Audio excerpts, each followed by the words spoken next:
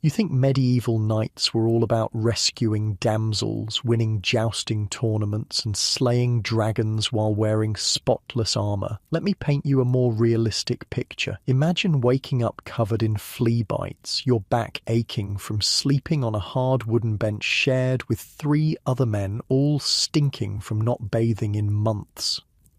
Your breath reeks, your teeth are rotting, and you've got about 14 hours of mind-numbing religious services, brutal training, and political maneuvering ahead of you. Oh, and if you're lucky, you might get to die painfully from an infected wound while caked in your own excrement on a battlefield hundreds of miles from home. Welcome to the glamorous life of a real medieval knight in England. Let's see how long you survive. Hey, quick thing before we start. If you actually listen to these regularly, hit like or subscribe. I always wonder where everyone's at, so comment your city and what time it is. Weird to think some of you are having breakfast in London while I'm recording this at night here in the States. All right, let's head back to medieval England. Trust me, it's going to be quite a ride. But first, get comfortable. Seriously, adjust those pillows, pull up that blanket, because where we're going, you're going to want to be cozy. The first thing you notice is the cold, not the gentle chill of a modern bedroom with the window cracked open, but the bone-deep damp cold that seeps into every fibre of your being. Your eyes snap open to darkness, complete, utter darkness. Not the artificial darkness of blackout curtains with streetlights peeking through, but the absolute absence of light that was normal in the 13th century, before electricity, before gas lamps, before anything but fire to push back against the night. You're lying on something hard, really hard, and it's not even a proper bed. It's a wooden platform raised slightly off the floor of what you'll soon discover is the Great Hall of Pembroke Castle. The year is 1283, and you've somehow woken up as Sir William de Valence, a knight in service to King Edward I of England. God's teeth, William, cease your infernal groaning, comes a voice from somewhere to your right. Another knight, you realise, sleeping on the same massive platform. Unlike your plush private bedroom with its memory foam mattress, medieval knights often slept communally in the castle's great hall. Privacy? That's a luxury not yet invented. You sit up, disoriented, and feel something crawling on your skin. Actually, multiple somethings. Unlike your cozy, clean bed at home, your sleeping platform is infested with fleas, lice, and bedbugs that feast on you nightly. Knights didn't change their bedding for months at a time. And the straw-stuffed mattress you're lying on is a breeding ground for all manner of creatures. You're on duty for Prime today, the voice mutters. The chaplain will have your hide if you're late again. Prime, the first prayer service of the day, held around 6 a.m, which means it's probably about 5:30 now, though precise timekeeping isn't exactly a thing yet. There are no alarm clocks, no smartphones, no digital displays. Time is marked by church bells and the position of the sun, and right now, pre-dawn, you're expected to be up and preparing for the day. Wait, hang on. I know what you're thinking. I'm a badass knight. I should be mounting my trusty steed and riding off to save a damsel or something, right? Yeah, no. Let's get real for a second. First, you need to pee, and there's no bathroom, no toilet, not even an outhouse nearby. In a castle like Pembroke, you'd probably use a garderobe, basically a hole in the wall that drops your waist down the castle exterior. But since you're in the Great Hall and it's freezing outside, many knights would simply use a chamber pot and have a servant empty it later. If they were feeling particularly lazy or drunk from the night before, they might just find a dark corner. William, get up, you lazy sot. The bells for matins have already rung. Another voice, harsher this time. Oh, right. In medieval England, knights weren't just warriors, they were deeply religious. Your daily schedule revolves around the canonical hours of prayer: matins, lauds, prime, terce, sext, none, vespers, and compline. That's 8 prayer services a day, starting in the middle of the night and ending just before bed. Hope you're not an atheist, because your life is now utterly dominated by religious observance. You stumble to your feet, wincing at the pain in your back. Unlike your ergonomic mattress, sleeping on wood with minimal padding has left you stiff and sore, and that's before a day of wearing heavy armor and training with weapons. The great hall is beginning to stir around you. Other knights, squires, and servants are rising. There's no privacy as you dress. The concept barely exists in medieval England. Your wardrobe is also considerably simpler than the closet full of clothes you're used to. You'll wear the same linen undergarments, called brays, basically medieval underwear, for days, maybe weeks. Over that goes a linen shirt, then a wool tunic, and hose for your legs, tied to your brays with strings. My lord, your water.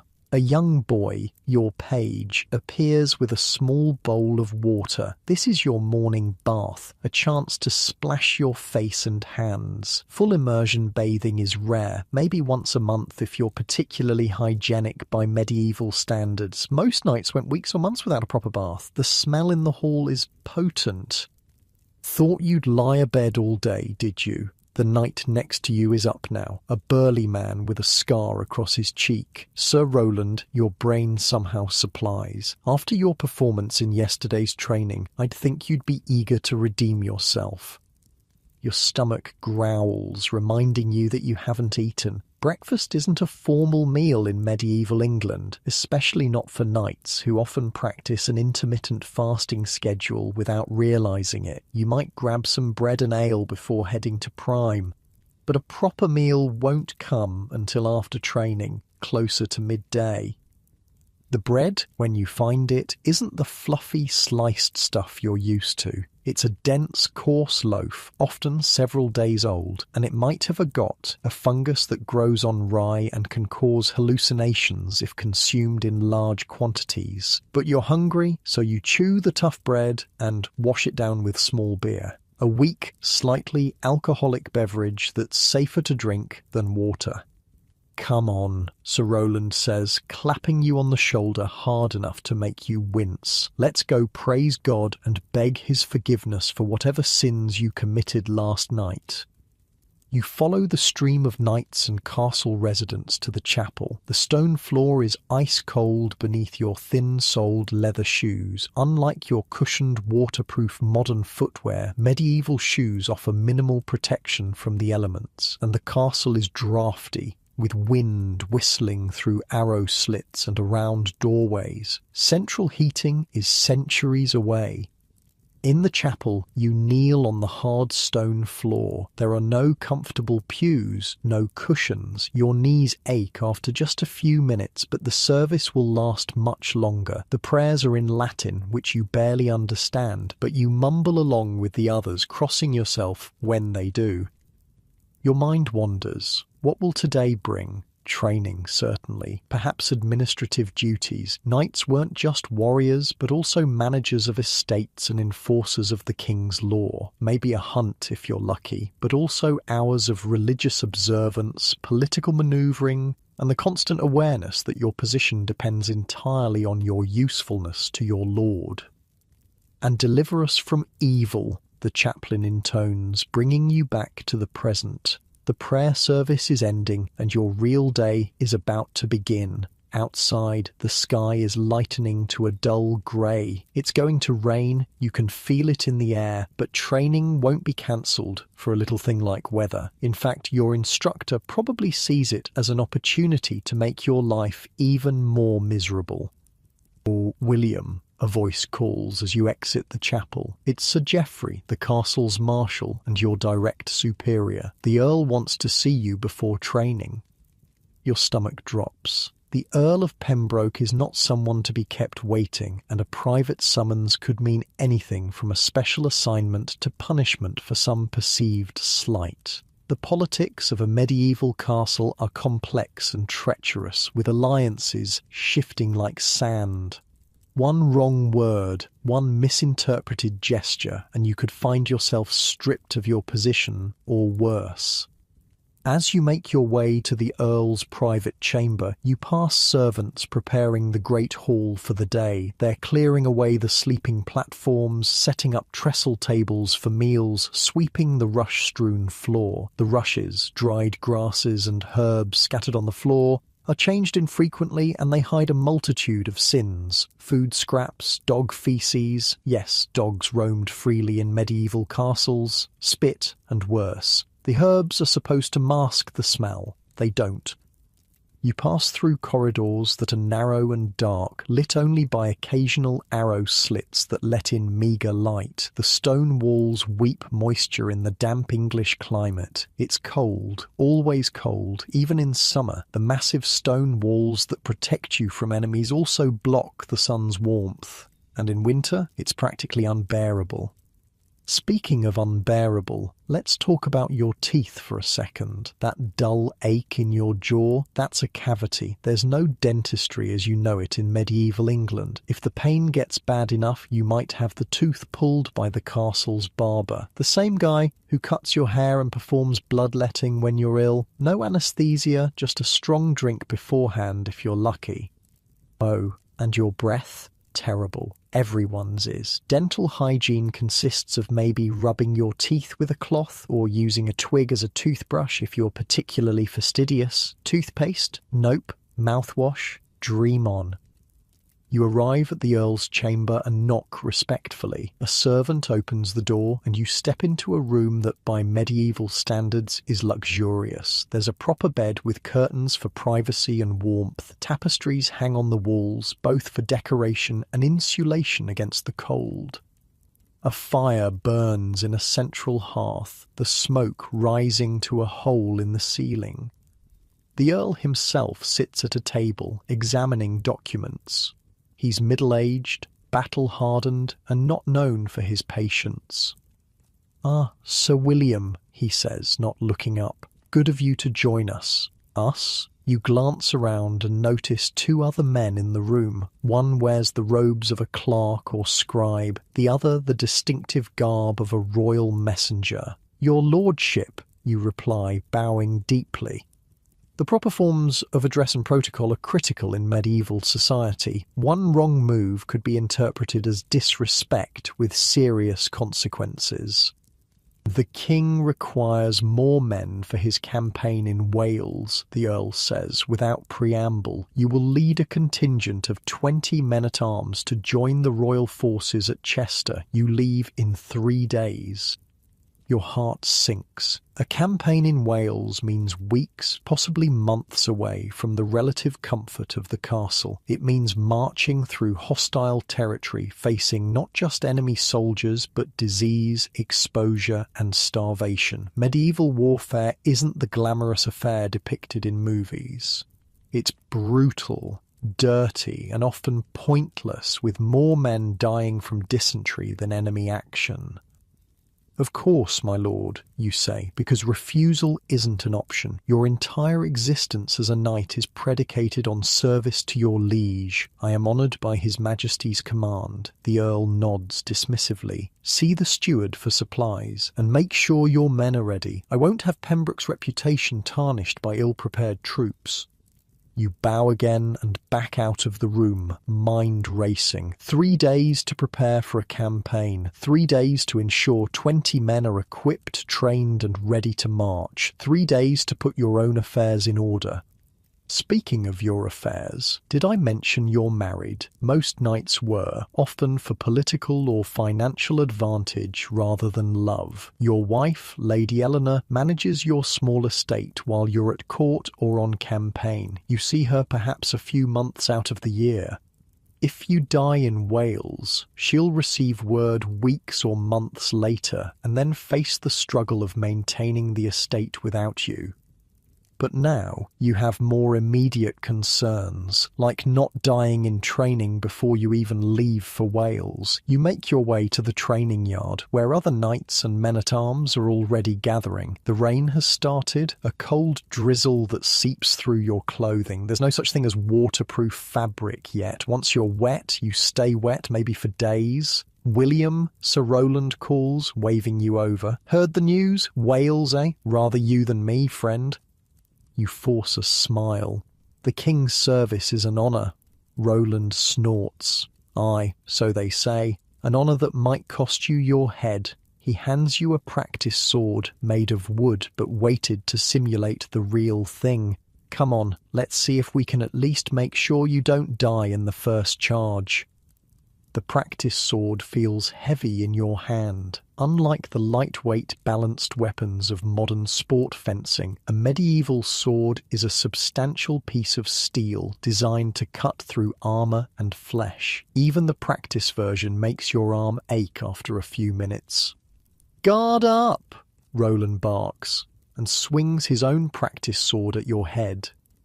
You barely get your weapon up in time to block, and the impact jars your arm to the shoulder. This isn't choreographed stage fighting. It's brutal, efficient, and deadly serious. Knights train to kill, not to look good doing it. For the next hour, you and Roland trade blows in the rain-soaked yard. Your muscles scream in protest. Despite what movies might show, wearing armour and swinging a sword all day is exhausting work. A knight needed to be incredibly fit, with strength and endurance built through years of training. By the time the bell rings for the next prayer service, terse, around 9 a.m, you're drenched in sweat despite the cold. Your arms feel like lead, and you've collected an impressive array of bruises. Roland didn't hold back, and neither did the other knights you sparred with. In 3 days, your lives may depend on each other's skills. The rain has intensified, turning the training yard to mud. Your shoes and the hem of your tunic are caked with it. Unlike your machine-washable modern clothes, these garments will be difficult to clean, and you don't have many spares. Most medieval people, even knights, own just 2 or 3 sets of clothing for everyday wear. As you make your way back to the chapel for terce, you catch a glimpse of yourself in a puddle. Your face is leaner than you're used to, weathered by sun and wind. Medieval nutrition was lacking in many ways. Fresh fruit and vegetables were seasonal and limited, and protein was often scarce for all but the wealthiest. Even as a knight, your diet consists largely of bread, pottage, a thick stew of whatever vegetables are available, and meat on special occasions. Sir William, a young voice calls. It's your squire, Thomas, a boy of about 14. Every knight had at least one squire, a young man training to become a knight himself. Thomas serves you, learns from you, and in return you teach him the skills he'll need. Sir Geoffrey says you're to select the men for Wales today.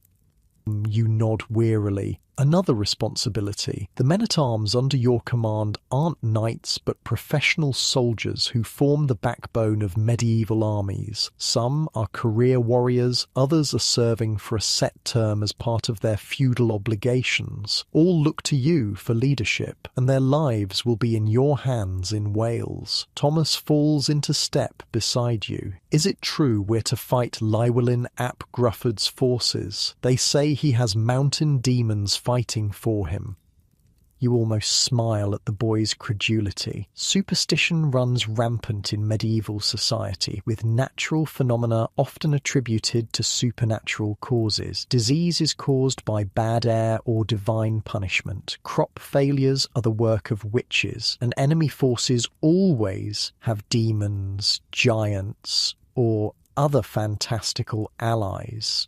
No demons, Thomas, you say. Just men, fighting for their homes. The boy looks disappointed, but Sir Roland said, Sir Roland says many things, you interrupt, especially after his third cup of wine. You reach the chapel just as the bell finishes ringing, more kneeling on stone, more Latin prayers you barely understand. Your knees and back protest, but appearances matter. A knight is expected to be devout, or at least to appear so.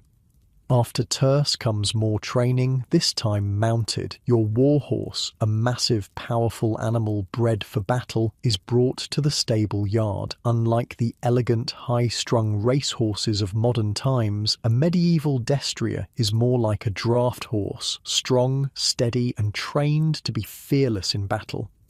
And speaking of battle, that's something else the movies get wrong. Knights didn't spend most of their time fighting. They trained for it certainly, but actual battles were relatively rare. Most of your duties involve administration, law enforcement, and maintaining order. War is expensive and disruptive, and most lords prefer to resolve disputes through negotiation, marriage alliances, or legal means. But when diplomacy fails, you earn your keep through violence.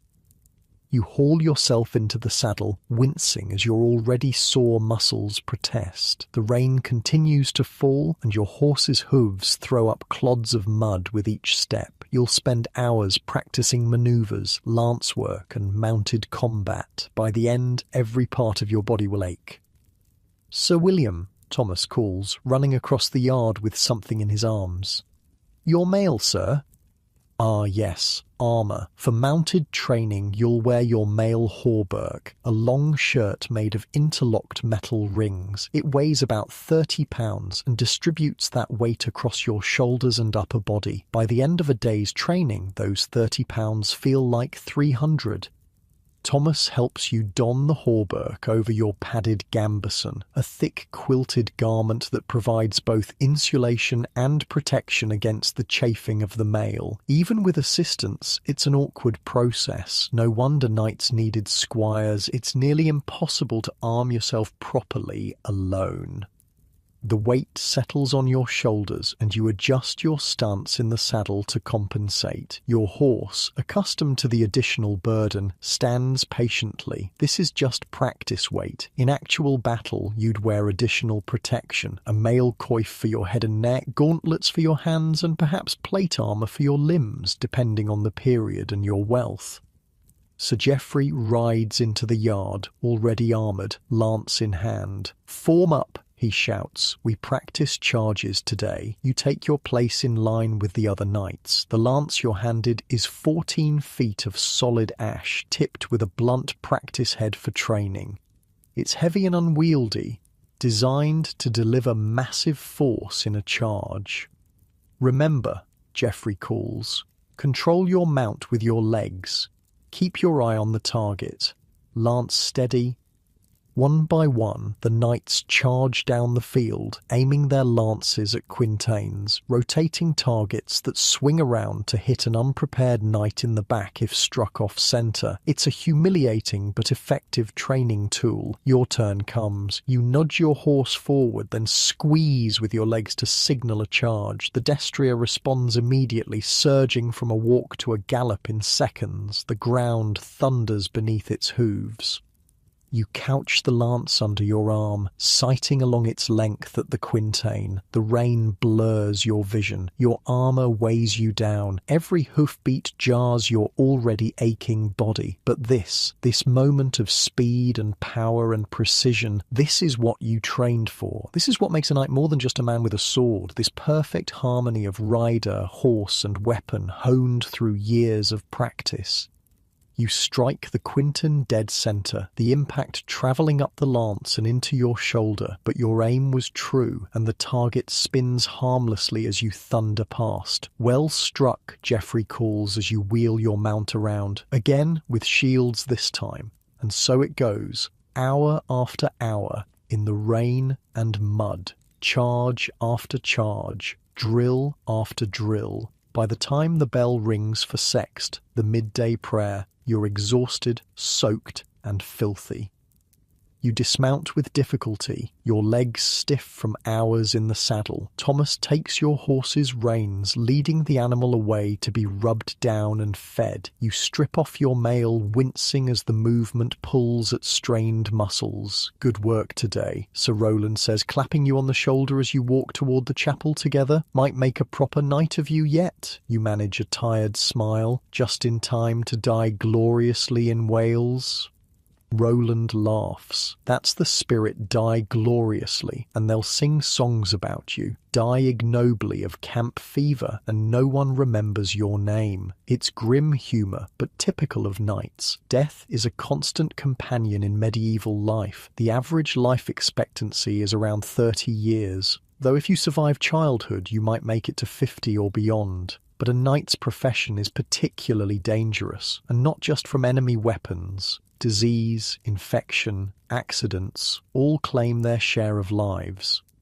In the chapel once more, you kneel on stones that seem harder with each service. Your stomach growls audibly, earning you a disapproving glance from the chaplain. After sext comes dinner, the main meal of the medieval day, eaten around noon. The great hall has been transformed from sleeping quarters to dining space. Long trestle tables run its length with benches for seating. The high table, where the earl and honoured guests sit, is on a raised dais at one end. As a knight, you have a place of some honour, though not at the high table itself. You sit with the other knights and higher-ranking servants above the salt. Literally, a large salt cellar marks the division between higher and lower status diners. Food is served communally, with two people sharing a trencher, a thick slice of stale bread that serves as both plate and edible utensil. You use your personal knife to cut meat and spear other foods. Forks won't become common for centuries yet. The meal itself is simple but filling. More bread, pottage with beans and root vegetables, and today, being Wednesday, fish rather than meat, in observance of religious dietary restrictions. You drink more small beer, or perhaps wine if you're lucky. Water is generally avoided as potentially unsafe. As you eat, the conversation around you centres on the upcoming campaign in Wales. Rumours fly, the Welsh have thousands of men. They know the mountains like no Englishman ever could. They practice dark magic. Some of it is superstition, but some holds truth. The Welsh are fighting on their home ground with intimate knowledge of the terrain. It will be a difficult campaign. "They say the king is building castles all along the Welsh border," says a knight to your left. "Stone monsters to tame the wild Welsh." "Aye," agrees another, "and we'll man them, no doubt, stuck in some godforsaken outpost for years." It's a valid concern. Edward the Fair is indeed embarking on a massive castle-building programme to secure his conquest of Wales, and knights like you will garrison those castles, far from home and comfort. As the meal winds down, you have a brief respite before none, the mid-afternoon prayer service. You use the time to begin selecting the men who will accompany you to Wales. It's a grim task, knowing that some of those you choose won't return. Thomas finds you in the armoury, where you're inspecting equipment. "Sir William, Lady Eleanor has arrived at the castle." You look up, surprised. Your wife wasn't expected for another week. Her early arrival can't be coincidence. She must have heard about the Welsh campaign. "Where is she?" you ask, setting aside the mail coif you were examining. "In the solar, sir, with the other ladies." The solar is one of the few relatively private spaces in a medieval castle, a room where the lady of the castle and her attendants can withdraw from the constant bustle of the great hall. It's also typically one of the warmest rooms, hence the name. You make your way there, stopping first to wash your hands and face. Your relationship with Eleanor is complicated, as many medieval marriages were. You married for alliance and property, not love, though affection has grown between you over the years, and now you must tell her you're leaving again, possibly to die in a foreign land. The solar is indeed warmer than the rest of the castle, with a fire burning in the hearth and tapestries covering the walls. Eleanor sits with several other ladies working on embroidery. At 30, she's still beautiful, though childbirth and the hardships of medieval life have left their mark. She looks up as you enter, her expression unreadable. "Husband," she says, setting aside her work and rising to greet you. "I see you are well." "My lady," you reply, taking her hands and kissing her cheek. Even between husband and wife, certain formalities are observed, especially in public. "Your journey was safe?" "Safe enough," she says, "though the roads are little better than mud tracks after the rain." There's an awkward pause. The other ladies continue their work, pretending not to listen while missing nothing. "I've heard about Wales," Eleanor says finally, her voice low. 3 days, they say. You nod. The king's command. Her mouth tightens, but she doesn't protest. What would be the point? The king's will is law, and a knight's duty is to obey. Instead, she asks practical questions. How many men? What supplies? How long does the campaign expect to last? These are not idle inquiries. In your absence, Eleanor will manage not just the household, but all your affairs. Medieval noblewomen were far from the helpless damsels of romantic tales. They were administrators, managers, sometimes even defenders of their estates. The Belfanon interrupts your conversation. "We'll speak more tonight, you promise," and Eleanor nods, returning to her embroidery as you leave for the chapel. More prayers, more kneeling on stone, then back to preparations for Wales. The afternoon passes in a blur of equipment checks, roster reviews, and consultations with the castle steward about supplies. As the sun begins to set, early in the English autumn, the bell rings for Vespers, the evening prayer service. By now, your knees are bruised from hours on stone floors, your back aches from training and the weight of armour, and your head throbs with the 1,000 details that must be addressed before you march. After Vespers comes supper, a lighter meal than dinner, more bread, more pottage, perhaps some cheese or cold meat left from dinner. The great hall is dimmer now, lit by rushlights and candles, both expensive, both producing more smoke than illumination. The smoke mingles with that from the central hearth, creating a thick haze that stings your eyes and coats your lungs. You eat quickly, eager to finish the day's business and perhaps find a few hours of rest before it all begins again tomorrow. But as you rise from the table, Sir Geoffrey motions you over. "The Earl wishes to review the men you've selected," he says. "In his chamber, after Compline." You suppress a sigh. Compline, the final prayer service of the day, won't end until well after dark. Another late night, then, in a succession of late nights.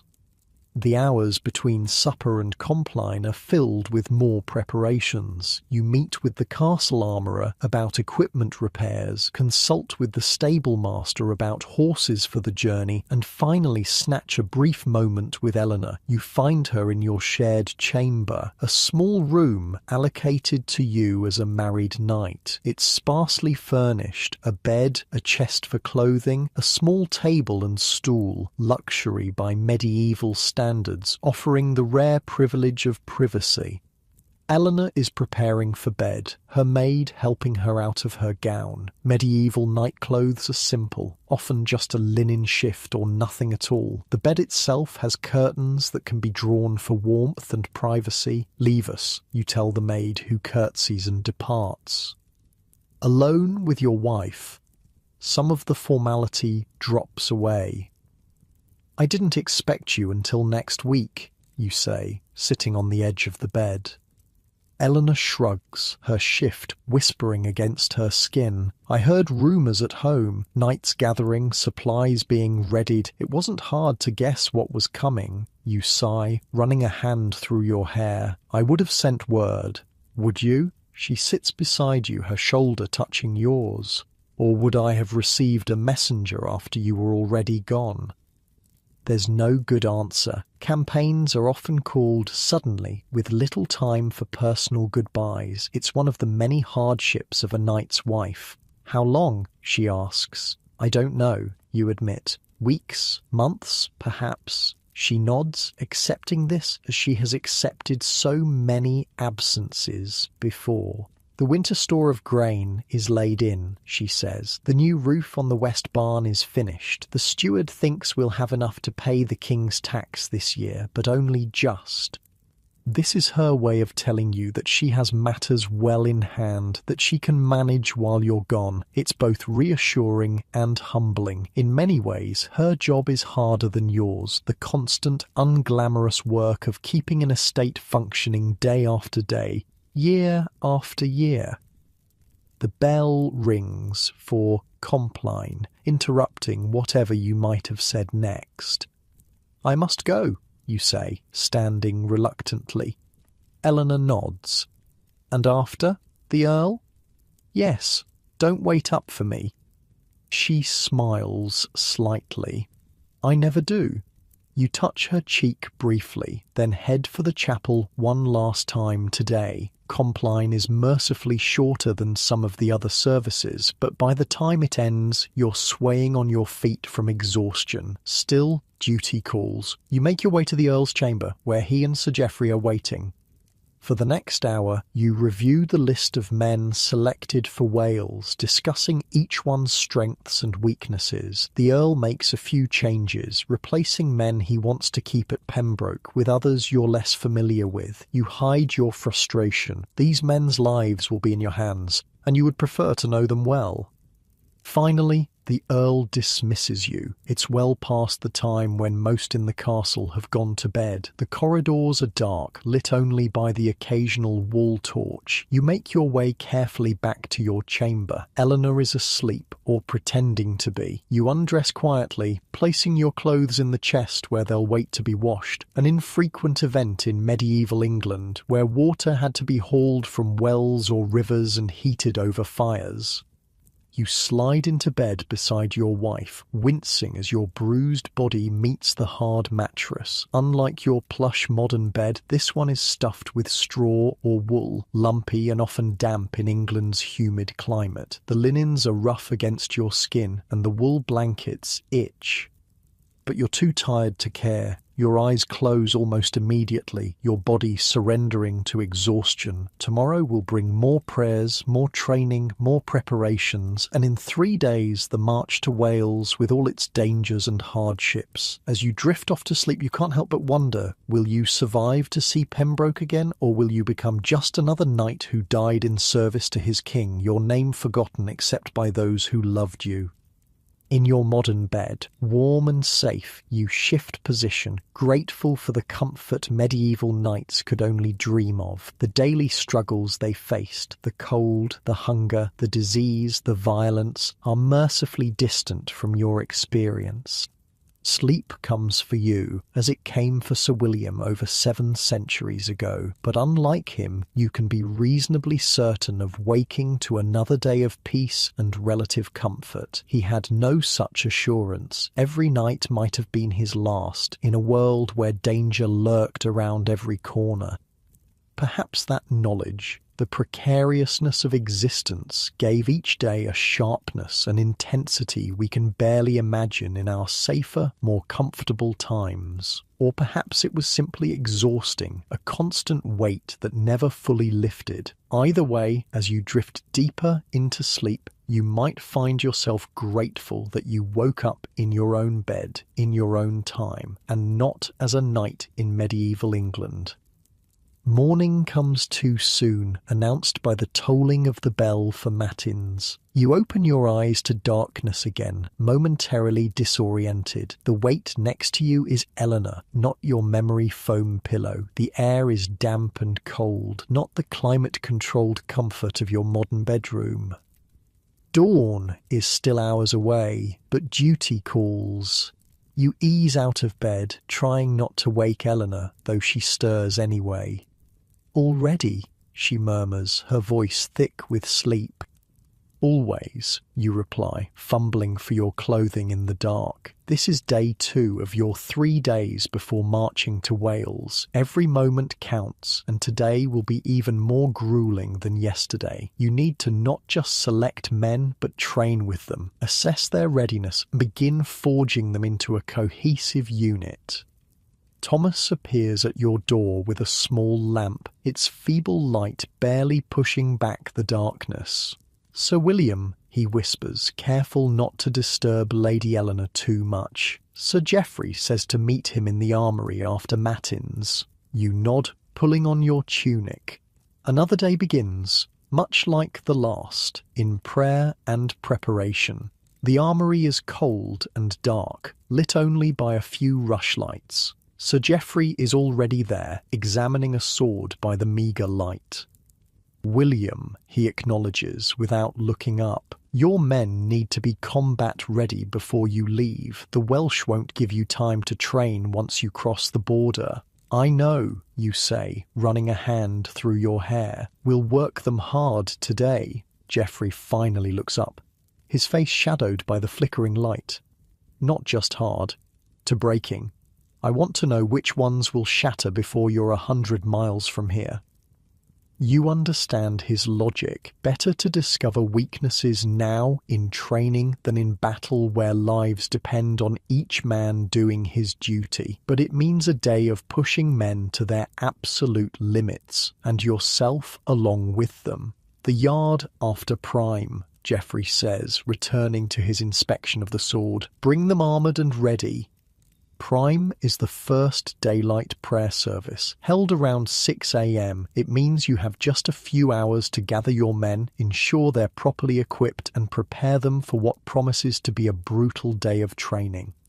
You leave the armoury and head straight to the barracks where the men-at-arms sleep. Unlike knights who might have private chambers or sleep in the Great Hall, common soldiers are housed in long, narrow buildings with rows of pallets on the floor. The smell hits you as soon as you enter. Sweat, unwashed bodies, and the distinctive odour of men who live in close quarters with limited sanitation.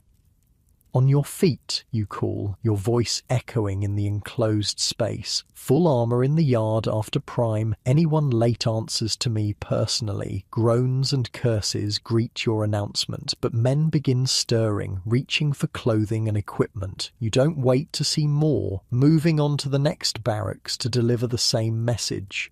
By the time you reach the chapel for matins, you've visited all 4 barracks housing the men selected for the Welsh campaign. 20 men in total, a small force but one that will join with others at Chester to form a more substantial army. The pre-dawn prayer service passes in a blur of Latin chanting and uncomfortable kneeling. Your mind is elsewhere, mentally reviewing each man's strengths and weaknesses, planning the day's training scenarios, calculating what supplies you'll need for the march. After matins, there's just enough time to break your fast with bread and ale before prime. You eat standing in the kitchen, too busy to sit. The cook, used to nights with urgent duties, hands you an extra chunk of bread for later. You tuck it inside your tunic, medieval pockets being yet another convenience centuries in the future. The bell for prime rings just as the first hint of dawn lightens the eastern sky. More prayers, more kneeling. Your knees are developing calluses from hours on stone floors, a badge of devotion worn by many medieval religious. Finally, you're free to begin the day's real work. You stride to the training yard where your men are already gathering. Some are fully armoured as ordered, others are still struggling with buckles and straps. "Form up," you shout, and the men scramble into rough lines. They're a mixed group, some veterans of previous campaigns, others barely more than boys on their first military service. All look tired and cold in the grey dawn light. You pace before them, assessing each man with a critical eye. "In 3 days we march for Wales," you say, your voice carrying across the yard. "In 10 we may face battle. I need to know now which of you I can trust with my life, and which of you will break when the arrows start flying." A murmur runs through the ranks. They know what's coming. Sir Roland will work with the archers, you continue, nodding to Roland, who stands nearby. Sir Geoffrey will take the pikemen. I'll work with the swordsmen. By midday, you'll all wish you were back in your beds. By evening, you'll wish you'd never been born. This isn't idle threat or motivational exaggeration. Medieval training was brutally effective because it had to be. Men who weren't prepared died, and often took their comrades with them. Begin, you command, and the men break into their assigned groups. The swordsmen gather around you, 8 men of varying ages and experience. You draw your own sword, the metal catching the first real light of day. Pair up, you order. Show me what you know. For the next hour, you observe as the men spar with blunted practice swords. Some show decent technique, others rely on brute strength over skill. You correct stances, demonstrate proper guards, and occasionally step in to spar directly with a man who needs particular attention. No, like this, you say, guiding a young soldier's arm into proper position. Lead with your shield, not your sword. The shield keeps you alive. The sword makes the other man dead. Medieval combat wasn't about fair fights or honour. It was about surviving and killing your enemy by whatever means necessary. A knight might follow certain codes of conduct when fighting other knights, but against common soldiers or in the chaos of battle, such niceties were quickly abandoned. The sun climbs higher, burning off some of the morning chill but bringing little real warmth. Your men are sweating despite the cool air, their breath forming clouds in front of their faces. Chainmail and gambeson are hot, heavy and constricting, even in cold weather. "Water break," you call eventually, and the men gratefully lower their weapons. Pages appear with buckets and ladles, offering drinks to the thirsty soldiers. While they rest, you confer with Roland and Geoffrey, comparing notes on the men's performance. Geoffrey is particularly dissatisfied with the pikemen's discipline. They break formation the moment pressure is applied, he complains. The Welsh will cut through them like butter. Work them harder, you suggest. Run drills until they hold their line from pure muscle memory. Geoffrey nods grimly. That's the plan. And you? Some of the swordsmen show promise. Others, you shrug. We have 3 days. Roland laughs, though there's little humour in it. 3 days to turn farmers into soldiers. Good luck with that. It's a common challenge. Many men-at-arms were indeed farmers or tradesmen, serving their feudal obligation rather than professional soldiers. They might train occasionally throughout the year, but their primary skills lay elsewhere. Only in times of war were they called to full-time military service. Water breaks over, you call, and the men reluctantly return to formation. Now we work on shield walls. When the Welsh come at you with spears and arrows, this is what keeps you breathing.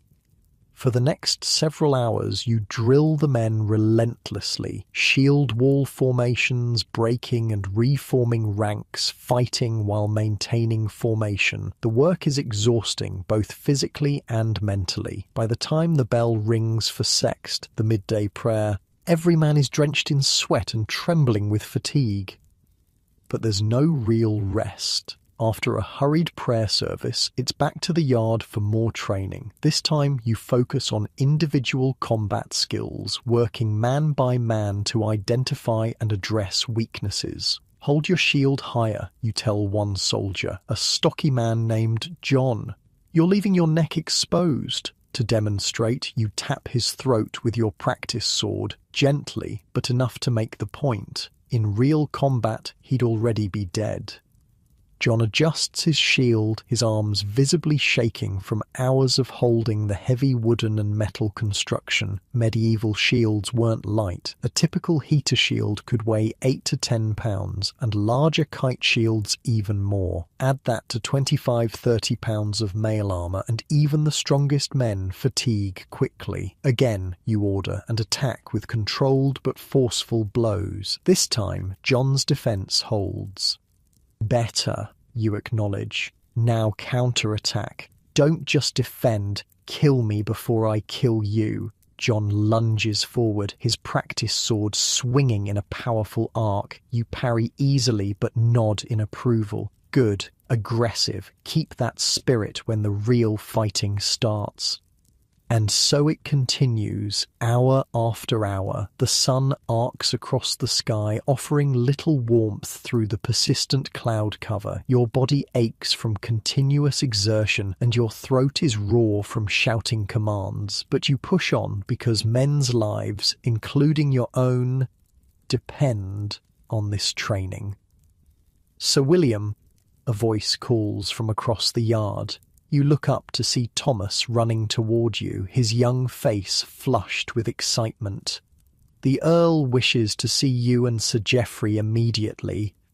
You nod, turning to the exhausted swordsman. "Continue practicing the sequences I showed you. I'll return shortly." As you cross the yard with Thomas, you ask, "Did he say what this is about?" The boy shakes his head. "No, sir, but a royal messenger arrived an hour ago, riding hard from Chester."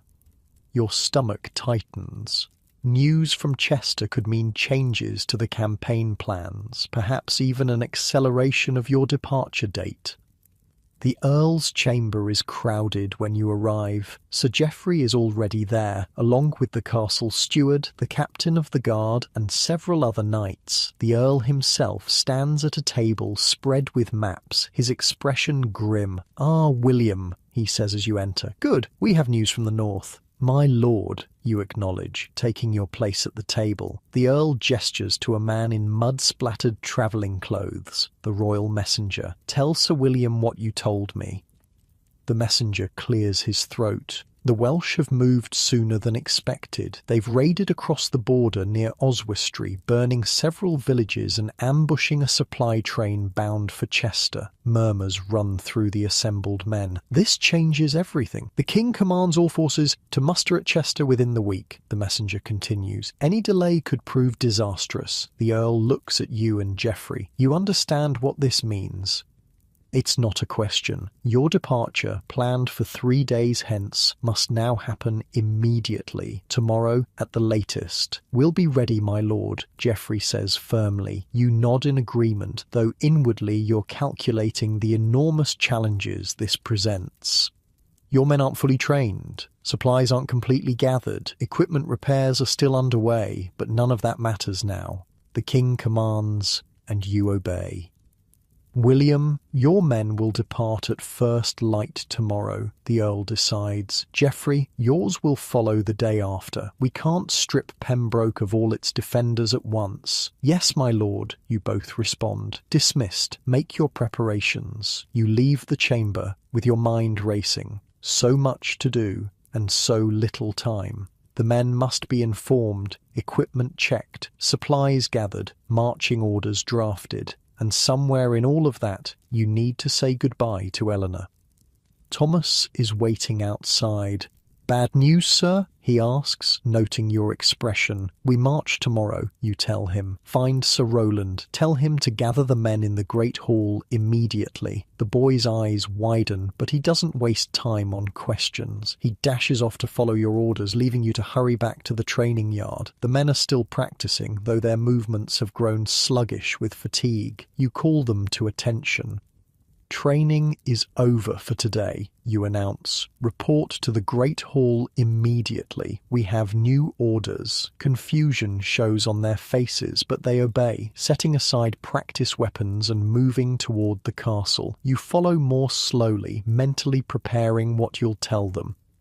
The Great Hall is filling rapidly as word spreads. Knights, men-at-arms, servants and castle officials gather, an undercurrent of tension running through the crowd. You make your way to the front where Roland is already waiting. "Tomorrow?" he says quietly as you join him, "The men aren't ready."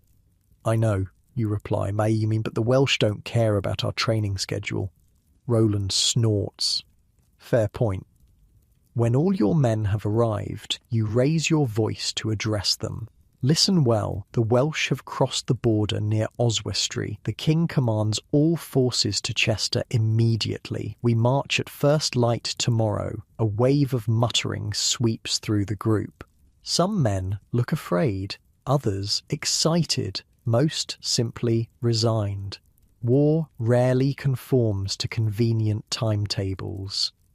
Check your equipment tonight, you continue. Anything broken or missing, report to the armourer immediately. We travel light and fast, 1 pack per man, no more. Food for 5 days, water for 2. We'll resupply on the march. You outline the rest of the preparations. Where to gather in the morning, the order of march, who reports to whom. The men listen attentively, aware that their lives may depend on remembering these details.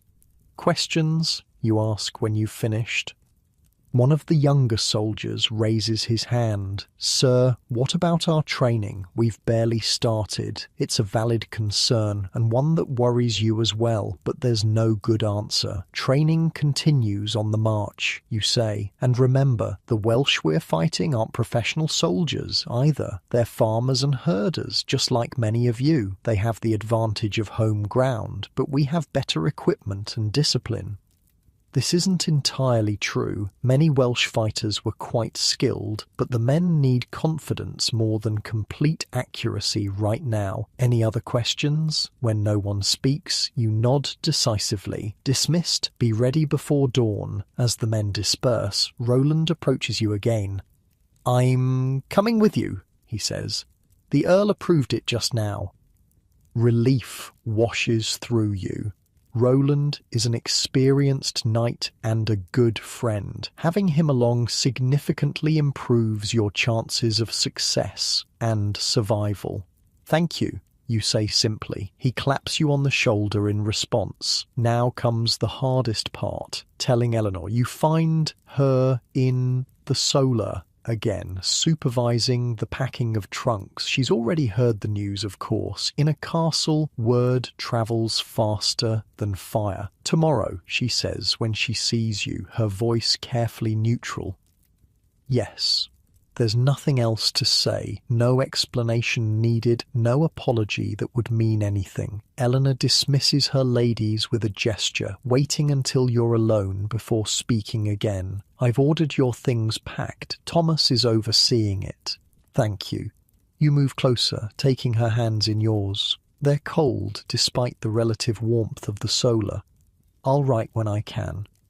She almost smiles at that. You both know how unlikely regular correspondence is. Messengers are few, roads dangerous, and campaigns chaotic. She might not hear from you for months, if at all. Just come back, she says quietly. That's all I ask. You draw her into an embrace, feeling the warmth of her body against yours. In this moment, the political nature of your marriage doesn't matter. She is your wife, the lady of your household, potentially the mother of your children, and tomorrow you might ride to your death. I will. You promise, though it's not a promise you can guarantee to keep. The rest of the day passes in a blur of preparations. You check and recheck equipment, confer with Roland about the march route, meet with the castle steward about supplies, and draft final orders for your men. Dinner that night is a sombre affair. The Earl hosts a small feast for the departing knights, but there's little real celebration. Everyone understands the gravity of the situation and the dangers ahead.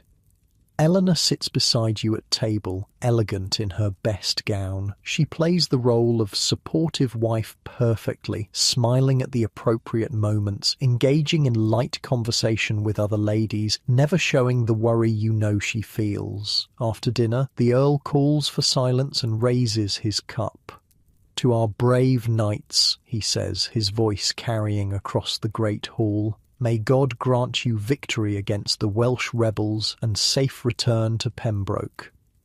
Victory and return, the assembly echoes, drinking deeply. You sip your wine, the taste bitter in your mouth despite its quality. How many men in this room will not return? How many will die in Welsh mountain passes, or from disease in muddy camps, or from infected wounds after battle? Medieval warfare was brutal and deadly. Even minor wounds could prove fatal without modern medicine. Disease claimed more lives than enemy weapons, and the Welsh mountains in autumn would be cold, wet, and inhospitable. The feast ends earlier than usual, everyone aware of the early departure tomorrow. You walk Eleanor back to your chamber in silence, both lost in your own thoughts. In the privacy of your room, you help each other undress, an intimacy normally handled by servants, but tonight you want these moments together. Eleanor's fingers trace a scar on your shoulder, a memento from a previous campaign. You have too many of these, she murmurs. Not as many as some, you reply, thinking of knights who bear the marks of decades of warfare. If you survive long enough, your body too will become a map of old injuries and near-death experiences. You lie together in the darkness, not speaking much. Words seem inadequate for what might be a final night together. Instead, you hold each other, memorizing the feel of skin against skin, the rhythm of breath, the beat of heart against heart. Sleep comes reluctantly. Your mind too full of tomorrow's challenges. When you do drift off, your dreams are fragmented and uneasy. Broken shield walls, lost men, Welsh arrows raining from mountain passes. You wake before the matin's bell, the castle still dark and quiet around you. Eleanor stirs as you rise, watching silently as you dress. "I'll come to the courtyard," she says as you buckle on your sword belt. "You don't need to," you reply. "It will be cold and early." She sits up, her silhouette barely visible in the pre-dawn darkness. "I'll come," she repeats, more firmly this time. You nod, understanding. This goodbye matters, whether anyone else witnesses it or not. Thomas arrives with a lamp, yawning but alert. "The men are gathering, sir," he reports. Sir Roland asks if you'll break fast in the kitchen before departure. "Yes," you say. "Tell him I'll be there shortly." When Thomas leaves, you turn back to Eleanor, who is already rising and reaching for her clothing. "I'll meet you in the courtyard," you tell her, bending to kiss her forehead. "Don't rush." The kitchen is warm and busy despite the early hour, filled with servants preparing food for the departing soldiers. Roland is there, tearing into a loaf of bread with his teeth. "Morning," he grunts around a mouthful. "Sleep well?" "Not particularly," you admit, accepting a chunk of bread and cheese from a passing cook. Roland shrugs. "Nobody does. Night before a campaign. Better get used to it." You eat quickly, washing down the simple food with ale. There's no time for more elaborate fare, nor would your churning stomach welcome it. Outside, the courtyard is a scene of controlled chaos. Men check saddle girths and weapon straps by torchlight. Horses stamp and snort in the cold air. Servants rush about with last-minute provisions and messages. You find your destrier, your war horse, already saddled and waiting. The massive animal stands patiently as you check its tack, running your hands over leather straps and metal buckles. A knight's relationship with his horse is critical. In battle, your life depends on the animal's training and obedience. Gradually, order emerges from chaos. The men form ranks, mounted and on foot. Pack horses are loaded with supplies. Last-minute instructions are given and acknowledged. The eastern sky is just beginning to lighten when Eleanor appears at the edge of the courtyard. She's dressed simply but elegantly, her hair covered with a veil against the morning chill. You go to her, leading your horse. "Safe journey," she says, her voice steady despite the emotion in her eyes. "Keep well," you reply. "I'll return as soon as I can." She nods, reaching up to touch your face one last time. "God go with you, husband, and remain with you, wife." It's a formal exchange, proper for public viewing, but the hand on your cheek conveys what words cannot. You cover her hand with yours briefly, then step back and mount your horse. From the saddle, you look down at Eleanor, committing her face to memory. Then you turn away, guiding your destrier toward the front of the formation where Roland waits. "Ready?" he asks. You nod, taking a deep breath of the cold morning air. Open the gates, you command, your voice ringing across the courtyard. The heavy wooden gates swing open, revealing the road beyond, the road to Wales, to war, perhaps to death, but there's no turning back now. The king commands, and you obey. Forward, you call, and spur your horse into motion. Behind you, 20 men and Roland follow, leaving the relative safety of Pembroke Castle for the uncertainties of campaign. You don't look back at Eleanor. Knights' wives don't expect such sentimentality. Instead, you focus on the road ahead, already planning the day's march and the challenges to come. The medieval knight rides to war as his kind has done for centuries and will continue to do for centuries more. Whether he returns is in God's hands now. And in your modern bed, warm and safe, you shiver slightly at the thought of riding into battle with so little protection, so little certainty. The medieval world was a place of constant danger and precious little security. Perhaps we should be grateful for our modern comforts and safeguards, even as we romanticize the age of knights and chivalry. The first day's march is brutal. The road, if you can dignify it with such a name, is little more than a muddy track churned to slop by recent rains. Your destrier, bred for battle rather than comfortable travel, plods stoically through the muck while less well-trained horses struggle and stumble. By midday, you've covered only 10 miles, a pitiful distance by modern standards, but respectable in medieval England, where 20 miles was considered a good day's journey even in favourable conditions. We'll rest here, you announce, pointing to a small clearing beside the road. 1 hour, no more. The men dismount gratefully, wincing as stiff muscles protest. Even experienced riders feel the strain of hours in the saddle, especially when wearing mail armour. The foot soldiers have their own discomforts, blisters from poorly fitted shoes, chafing from wet clothing, the constant weight of weapons and equipment. You confer with Roland while the men eat a cold meal of bread and dried meat. No fires will be lit during this brief stop. Smoke might attract unwanted attention, and time is too precious to waste. We should reach Cardigan by nightfall, Roland says, studying a crude map spread across his saddle. Maps in medieval times were more approximate suggestion than accurate representation, but this one shows the major towns and roads well enough. If the weather holds, you agree, glancing at the sky. The clouds are heavy and grey, threatening more rain. Another downpour would slow us considerably. Roland nods grimly. Let's pray it holds then. I've no desire to sleep in mud tonight. Prayer might be your only recourse. Weather forecasting in the 13th century consisted primarily of looking at the sky and making educated guesses based on folk wisdom. No satellites, no radar, not even a barometer to warn of coming storms. The rest period ends all too quickly. You call the men back to formation, noting their reluctance with a mixture of sympathy and stern discipline. This is only the beginning of the hardships they'll face. Mount up, you command. We've many miles yet before Cardigan. The afternoon's journey proves even more arduous than the morning's. The road deteriorates further, in places becoming little more than a swampy track through dense woodland. The trees crowd close on either side, their branches reaching like gnarled fingers overhead, blocking what little daylight filters through the clouds. Keep alert, you warn the men as you enter a particularly narrow section. This would be an ideal place for an ambush.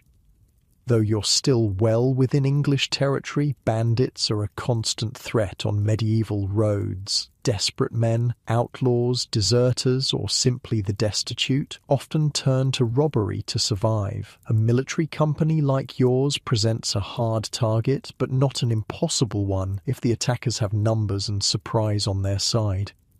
Every man's hand drifts to his weapon as you navigate the constricted passage. Eyes scan the underbrush for any sign of movement. The only sounds are the squelch of hooves in mud, the creak of leather, and the occasional jingle of mail or equipment. The tension is palpable, every sense heightened. This is another aspect of medieval travel rarely depicted in romantic tales. The constant vigilance, the ever-present threat of violence. You emerge from the woodland without incident, the road widening as it approaches more open country. The men relax slightly, though discipline keeps them from dropping their guard entirely. "First time I've travelled this road," Roland comments, bringing his horse alongside yours. "Didn't realise how forsaken it would be." "Lesser used since the new route through Haverfordwest opened," you explain. "Merchants prefer it. More towns for trading, better inns for stopping, and better for not getting your throat cut," Roland adds dryly. You smile despite yourself. Roland has a gift for cutting to the heart of matters. That too. As afternoon wanes toward evening, you spot the walls of Cardigan in the distance. The town isn't large by modern standards, perhaps 1,000 inhabitants, but it represents safety, supplies, and shelter after a long day's march. "Look lively," you call to the men. "We'll present ourselves properly as we enter." Appearances matter in medieval society. How you and your men comport yourselves reflects not just on you personally, but on your lord, the Earl of Pembroke. A disciplined, orderly entrance will earn respect. A ragged, disorganized one might prompt contempt or suspicion. The men straighten in their saddles or square their shoulders if on foot. Helmets are adjusted, cloaks arranged more neatly, weapons displayed prominently but not threateningly. Even exhausted after a day's hard travel, certain standards must be maintained. You reach the town gates just as they're preparing to close for the night. Medieval towns were rarely left open after dark, both for defense against attackers and to control who came and went. "Who approaches?" calls the gate guard, a burly man with a halberd, a combination spear and axe that could be devastating in trained hands. "Sir William de Valence, Knight of Pembroke, with men bound for the King's service in Wales," you announce formally. The guard straightens at the mention of royal service. "Enter and be welcome, Sir Knight. The captain will want to speak with you." You nod acknowledgement and lead your company through the gate into the town proper. Cardigan's streets are narrow and winding, packed dirt rather than cobblestone, lined with timber-framed buildings that lean precariously over the thoroughfare. The smell hits you immediately. A pungent mixture of human waste, animal dung, wood smoke, and the indefinable odour of too many people living in too small a space with too little sanitation. "Christ's wounds," mutters Roland beside you, "and I thought the forest stank." You suppress a smile. "Find comfort where you can, old friend. It all smells the same in the dark." The town's inhabitants watch curiously as your company passes. Armed men are a common enough sight in a border town like Cardigan, but still worthy of attention. Children dash alongside for a few yards, pointing and chattering. Women pause in doorways, assessing the newcomers with practiced eyes. Men measure your equipment and bearing, judging your fighting worth and potential threat. The captain of the guard meets you in the town square, a veteran soldier with a weathered face and practical armour. "Sir William," he greets you with a respectful nod. "We received word you might pass through. The constable offers you and your officers lodging in the castle tonight."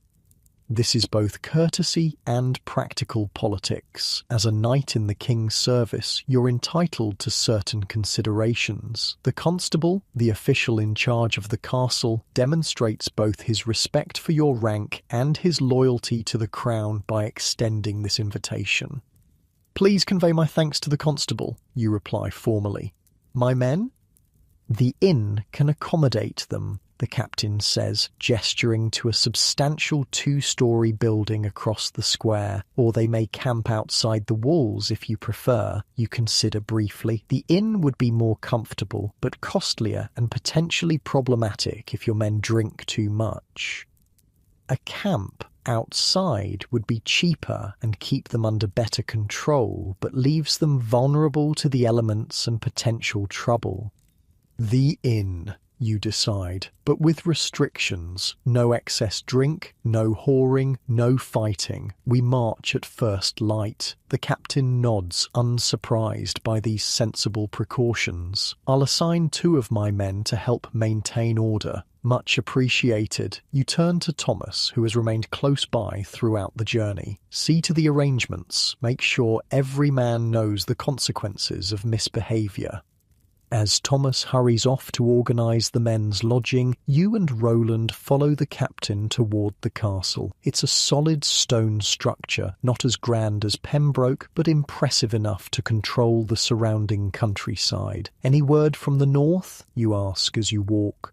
Border towns often receive news faster than official channels, carried by merchants and travellers.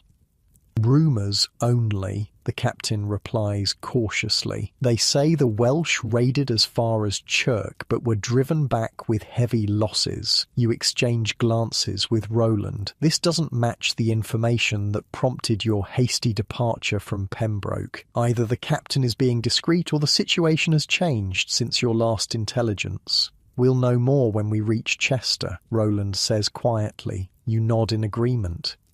The constable greets you in the castle's great hall, a man of late middle age with the polished manners of minor nobility. Sir William, Sir Roland, welcome to Cardigan. You honour us with your presence. More formalities follow, introductions to the constable's wife and daughter, to his chaplain and steward, to various local worthies gathered for the evening meal. You play your part in this social dance, exchanging courtesies, accepting a cup of wine, complimenting the constable's hospitality. This too is part of a knight's duty, as important in its way as skill with sword or lance. The battlefield isn't the only place where reputations are made or broken. The courts and halls of the powerful matter just as much, perhaps more. You travel light for campaign, the constable observes, as servants begin laying out the evening meal. No squires beyond your page, no personal servants. Haste was required, you explain. We left much behind that might normally accompany us. The constable nods understanding. The Welsh grow bolder each year. This latest rebellion tests even our good king's patience. The conversation turns to politics, the situation in Wales, the king's response, the likely outcome of the campaign. You contribute carefully, aware that casual words from a knight can be interpreted as reflecting his lord's position or even the king's. Medieval politics were a labyrinth of allegiances, obligations, and subtle signals. A wrong word could damage not just your own standing, but that of your patron. Discretion wasn't just advisable, it was essential for survival at court. Dinner proves better than you expected. Fresh bread, a fish stew, roasted fowl, and even some late-season fruits. The wine is decent, though you drink sparingly, mindful of tomorrow's journey. "Tell me, Sir William," says the constable's daughter during a lull in conversation, "is it true that knights in the king's service must swear to rescue any maiden in distress? You nearly choke on your wine. Roland beside you coughs to hide his amusement. "An interesting question, my lady," you reply diplomatically. "The oath of knighthood includes defending the weak and innocent, which certainly encompasses ladies in perilous situations, but there's no specific requirement about maidens in distress." The girl looks disappointed. She's perhaps 16, at an age where romantic notions of knighthood hold particular appeal. Her father chuckles indulgently. "You must forgive Matilda," he says. "She consumes too many French romances for her own good. There's no harm in admiring the ideals of chivalry," you say graciously, earning a grateful smile from the girl, but privately you reflect on the vast gap between those ideals and the reality of knighthood. The code of chivalry as romanticized in stories bore little resemblance to the practical code that governed knights' behavior. Yes, you swore to protect the weak, but primarily those under your lord's protection or within your own jurisdiction. Yes, you pledged to honor women, but that meant respecting noble ladies of your own class, not dashing about the countryside rescuing random damsels. The real code of chivalry was more practical and considerably less romantic. Don't attack churches or clergy. Don't harm women of noble birth. Don't steal from those you're sworn to protect. Keep your word to equals. Serve your lord faithfully. These were the core principles, focused more on maintaining order within the warrior class than on performing heroic deeds from minstrels' tales. "I've always wondered," says the constable's chaplain, a thin man with scholarly hands, "how knights reconcile their holy vows with the violence of their profession. Does it not trouble your conscience to take lives even in service to the crown?" This is a more pointed question, touching on genuine theological debates of the time. The Church's position on knightly violence had evolved over centuries, creating a complex framework that justified certain types of killing while condemning others. "I serve the king who is anointed by God," you answer carefully. "When I fight at his command against rebels or enemies of the realm, I act as an instrument of rightful authority." St. Augustine himself acknowledged that soldiers who kill in just war do not commit murder. The chaplain nods, seemingly satisfied with your orthodox response, but the question lingers in your mind, as it does for many thoughtful knights. Where is the line between duty and sin, between necessary violence and mere brutality? These are not easy questions, even for men raised from childhood to the profession of arms. The meal concludes with a simple dessert of nuts and honey, followed by prayers led by the chaplain. As the gathering begins to disperse, the constable draws you and Roland aside. "A word in private, if you please," he says, gesturing toward a small side chamber.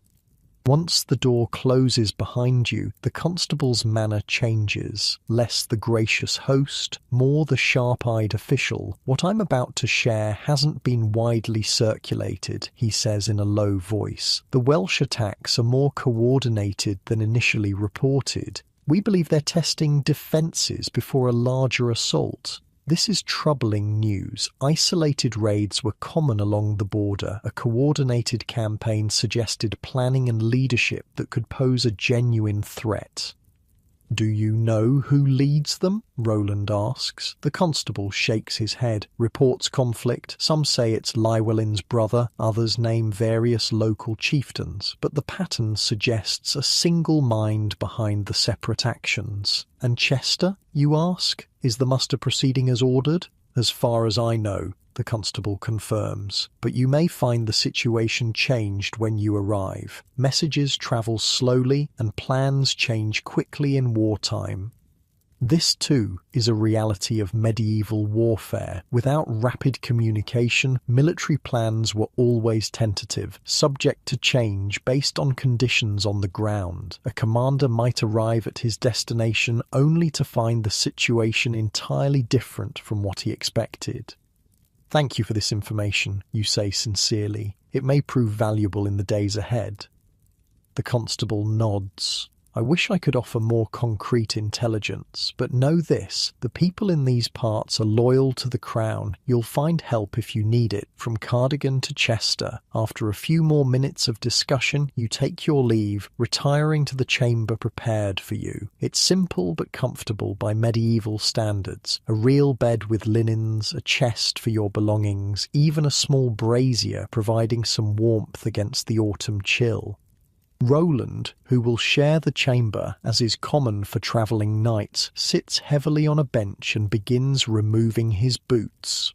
"Well," he says after a moment, "that was informative, in its way." Indeed.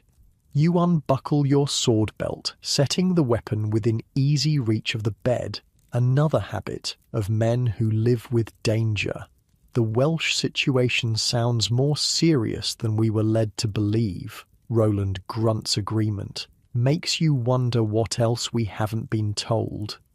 This too is part of a knight's reality, navigating not just physical dangers but political ones as well. Information is controlled, manipulated, sometimes deliberately withheld. Even as a knight in royal service, you're a piece on the chessboard, not a player. You check on your men before settling in for the night, walking the short distance to the inn where they're quartered. The common room is crowded but orderly, your soldiers mingling with locals but maintaining reasonable discipline. You speak briefly with the sergeant you appointed to maintain order, then return to the castle, satisfied that no trouble will arise. Back in your chamber, you find Roland already asleep, snoring softly on his side of the bed. Sharing beds was normal in medieval times, even for high-ranking individuals. Privacy as we understand it today simply didn't exist. You remove your outer clothing, but leave on your linen shirt and braise, medieval underwear consisting of loose, knee-length drawers. Climbing into bed, you pull the wool blanket up against the chill and try to quiet your mind for sleep. Tomorrow will bring another long day of travel, drawing you closer to Chester and whatever awaits there. The Welsh border, once distant, now looms in your thoughts, a line beyond which danger multiplies and the familiar gives way to hostile territory. In your modern bed, with its memory foam mattress and climate-controlled comfort, you can scarcely imagine the reality of a medieval knight's existence, the constant discomfort, the ever-present danger, the complex web of obligations and expectations, all formed a life utterly unlike our protected, convenient modern experience. Perhaps there's something to be said for that medieval directness, the clarity of purpose, the immediacy of experience, the close bond between comrades who face death together. But few modern people would willingly trade their comfortable existence for the harsh realities of a knight's life. As sleep claims you, your last thought is of the journey ahead, both the fictional journey to Chester in your adopted persona of Sir William and your own journey through this exploration of medieval reality. Both promise challenges and revelations yet to come. The next morning dawns grey and cold, with a light drizzle that promises to make the day's travel even more miserable than yesterday's. You rise before Roland, performing your ablutions with the minimal water provided in a small basin. Dental hygiene consists of rubbing your teeth with a rough cloth and rinsing with wine, a far cry from modern toothbrushes and fluoride paste, but better than nothing in an age where many simply allowed their teeth to rot. Going to be a wet one, Roland observes as he wakes and notes the sound of rain on the shuttered window. Better than snow, you reply pragmatically. It's early autumn, but in medieval England, winter could arrive suddenly and with deadly force. Rain is uncomfortable, snow can be fatal, especially for an army on the march. You break your fast with bread, cheese and ale in the castle's hall, joined by the constable who offers final advice about the road ahead. Then it's time to gather your men and resume the journey northward. The town is barely stirring as your company forms up at the gate. Shopkeepers are just opening their stalls, apprentices hurrying to their masters' workshops, servants emptying night soil into the central gutter that runs down each street. The rain has intensified slightly, pattering on thatched roofs and forming puddles in the unpaved streets. Not much of a day for travelling, comments the gate guard as he swings the heavy wooden portal open for your departure. No choice in the matter, you reply. The king's business waits for no weather. The guard touches his cap respectfully. Safe journey then, Sir Knight. You lead your company out onto the muddy road, already anticipating the long, wet hours ahead. This is the reality of medieval travel. Discomfort as a constant companion, relief as an occasional visitor. But you are a knight, sworn to service, and the path ahead is clear, however arduous it may be. With a word of command and a gesture forward, you begin another day in the life you've temporarily adopted, the life of Sir William de Valence, Knight of Pembroke, servant of the king bound for war in a land where danger awaits at every turn. 4 days of miserable travel bring you within sight of Chester. The journey has been a testament to medieval endurance. Endless hours of riding through rain and mud, nights spent in draughty inns or huddled under makeshift shelters, meals of increasingly stale bread and hard cheese. 2 men have fallen ill with fever, and 1 horse went lame, forcing its rider to trudge alongside the others. But now, as the massive stone walls of Chester come into view, a palpable sense of relief spreads through your company. Chester is a major stronghold, a proper city by medieval standards, and the gathering point for the king's forces. Here, at least, you'll find decent shelter, supplies, and news of the campaign ahead. Thank Christ, mutters Roland, riding beside you as the city looms larger. Another day on the road and I'd have started believing those Welsh tales about mountain demons. You smile grimly. Save that belief. We'll be in those mountains soon enough. As you approach the city gates, you can see that Chester is a hive of military activity. Banners from various noble houses flutter above a sprawling camp that has sprung up outside the walls. Men and horses move in organised patterns. The distant sounds of smiths' hammers ring out and smoke rises from dozens of cooking fires. Looks like we're not the first to arrive, Roland observes. Nor the last, I'd wager, you reply, surveying the scene. The king must be planning something substantial to gather so many. The gate guards challenge you formally, but wave you through quickly once you identify yourself. Inside the city, the streets are crowded with soldiers, merchants, camp followers, and local residents. Chester in peacetime would be busy enough. Chester as a military muster point is positively chaotic. You make your way toward the castle at the city's centre, where you expect to find the command structure and learn your place in the coming campaign. Your men follow in reasonably good order, despite their exhaustion and the distractions of a city after days on rural roads. Sir William de Valence? A herald intercepts you before you reach the castle gate. From Pembroke? Yes, you confirm, reining in your horse. You're expected. Your men are to camp in the north field with the southern forces. You and your officers are summoned to the great hall at once. You nod acknowledgement and turn to your sergeant. You heard him. North field. Set up camp, see to the men's needs, and maintain discipline. We're under scrutiny here. The sergeant salutes and begins organising the men, while you, Roland and Thomas continue to the castle. The structure is imposing, one of the largest and strongest in England, a statement of royal power in stone and mortar. In the castle courtyard you dismount, handing your horse's reins to a waiting groom.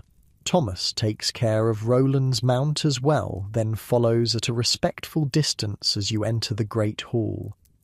The scene inside is one of controlled chaos. Knights and nobles from across England have gathered, forming small groups deep in discussion. Clerks scurry about with scrolls and messages. Servants navigate the crowd bearing trays of food and drink for the assembled commanders. Sir William, Sir Roland. A familiar voice cuts through the noise. You turn to see Sir Geoffrey, your fellow knight from Pembroke, pushing through the crowd toward you. He arrived in Chester just yesterday, having followed a day behind your group as planned. Geoffrey, you greet him with genuine pleasure, clasping his arm. Good to see you made it. "Same to you," he replies. "Journey wasn't too bad?" "We've had worse," Roland says with a shrug. "What's the situation here?" Geoffrey's expression turns serious. "Complex. The Welsh have been more active than expected. Raids all along the border, some quite deep into our territory, but they withdraw before we can engage properly. Probing our defences, you suggest?" "That's the thinking," Geoffrey agrees. "But there's more. Come, the War Council begins soon. I'll explain on the way." He leads you through the hall to a side chamber where higher-ranking commanders are gathering. As you walk, he fills you in on developments since you left Pembroke. "The raids aren't just about testing our strength," he says quietly. "They're drawing our attention away from something else. Scouts report a major Welsh force gathering in the mountains, but we can't pinpoint their location." "An army?" Roland asks, keeping his voice low. Geoffrey nods. "Led by Llywelyn ap Grufford himself, if rumours are true." This is significant news. Llywelyn, self-styled Prince of Wales, is a formidable opponent, intelligent, charismatic, and deeply committed to Welsh independence. If he's personally leading this campaign, the stakes are higher than you initially thought. The side chamber is less crowded than the main hall, containing perhaps 20 men, earls, barons, and knights of particular importance or experience. At the centre stands a tall man with a regal bearing whom you recognise immediately as Roger de Mortimer, one of the king's most trusted commanders. "Gentlemen," Mortimer says as the last of the summoned officers enter, "we begin. Our time is short and our task substantial." He gestures to a large map spread on a table before him. It shows the border regions and Welsh territories in crude but useful detail. Various markers indicate English forces, reported Welsh movements, and key strongholds. "The situation is this," Mortimer continues. "Welsh raids have increased in frequency and boldness over the past month. Initially, we believed these were opportunistic attacks by local chieftains. Now we know they are coordinated efforts, likely directed by Llywelyn himself, designed to test our responses and possibly distract us from a larger movement." He points to several locations on the map. Raids here, here, and here in the past week alone. Each time, our forces move to engage, and the Welsh withdraw into the mountains. Meanwhile, reports suggest a substantial force gathering somewhere in this region. His hand sweeps over a mountainous area west of Chester. "Our task is twofold. First, to secure the border regions and protect English settlements from further raids. Second, to locate and engage the main Welsh force before they can consolidate further or launch a major offensive against Chester itself." The room is silent as each man absorbs this information. Medieval warfare was rarely this organised or strategic. Most conflicts were decided by a single battle or siege, not extended campaigns of manoeuvre, but the Welsh situation demands a more sophisticated approach. "We will divide our forces," Mortimer continues. 3 columns will advance into Welsh territory from different points, forcing Llywelyn to either confront one of them or continue retreating into increasingly difficult terrain. He begins assigning forces to each column, naming commanders and objectives. You listen attentively, wondering where you and your men will fit in this plan. "Sir William," Mortimer says, turning to you, "you and your men from Pembroke will join the central column under my direct command. Your experience in the last campaign will be valuable." You bow slightly in acknowledgement, pleased by the recognition, but aware of the increased danger this assignment brings. The central column will likely bear the brunt of any major confrontation. "Sir Roland will command your right flank company," Mortimer adds. "Sir Geoffrey, the left." The assignments continue until each knight and noble knows his place in the coming operation. Then Mortimer moves to more practical matters. "We march in 2 days," he announces. "Use that time to ensure your men are properly equipped and rested. We face difficult terrain and a determined enemy. Readiness is essential. He looks around the room, meeting each man's eyes briefly. Make no mistake, gentlemen, this is not a minor border skirmish. The king views Llywelyn's actions as a direct challenge to royal authority. Our response must be decisive. The meeting concludes with a few questions about logistics and communication between columns. As you leave the chamber, Roland whistles softly. "Central column," he says. "Mortimer must think highly of you. Or he wants experienced men where the fighting will be thickest," you reply pragmatically. Geoffrey joins you as you walk back through the great hall. Either way, it's an honour and a danger. As is all of knighthood, you observe. Now, let's see to our men. 2 days isn't much time. The next 48 hours pass in a blur of activity. Your first priority is armour and weapons, checking, repairing and replacing as necessary. Medieval equipment required constant maintenance. A neglected sword could mean death in battle. You spend hours with the castle's armourer, a burly man with scarred hands and the quiet competence of someone who knows that lives depend on his work. Your mail hauberk needs several repairs where rings have broken or worn thin. Your shield, battered from training and previous campaigns, requires new leather facing and a fresh coat of paint bearing your heraldic device, a practical necessity in the chaos of battle, where identifying friend from foe could be the difference between life and death. "Going to be bloody business, this Welsh campaign," the armourer comments as he works on your equipment. "Mountains favour the defender, and the Welsh know every path and gully." "You've fought them before?" you ask, noting the man's experienced assessment.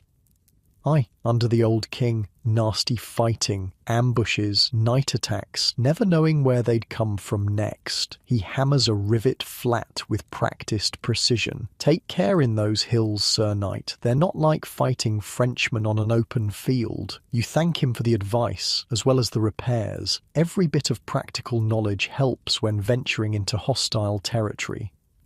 Next, you check on your men's preparations. The camp in the North Field is well organised now, with proper tents arranged in orderly rows and cooking fires established in safe locations. Medieval armies were small by modern standards. The entire English force gathering at Chester likely numbers under 5,000 men, but they still required substantial organisation to function effectively.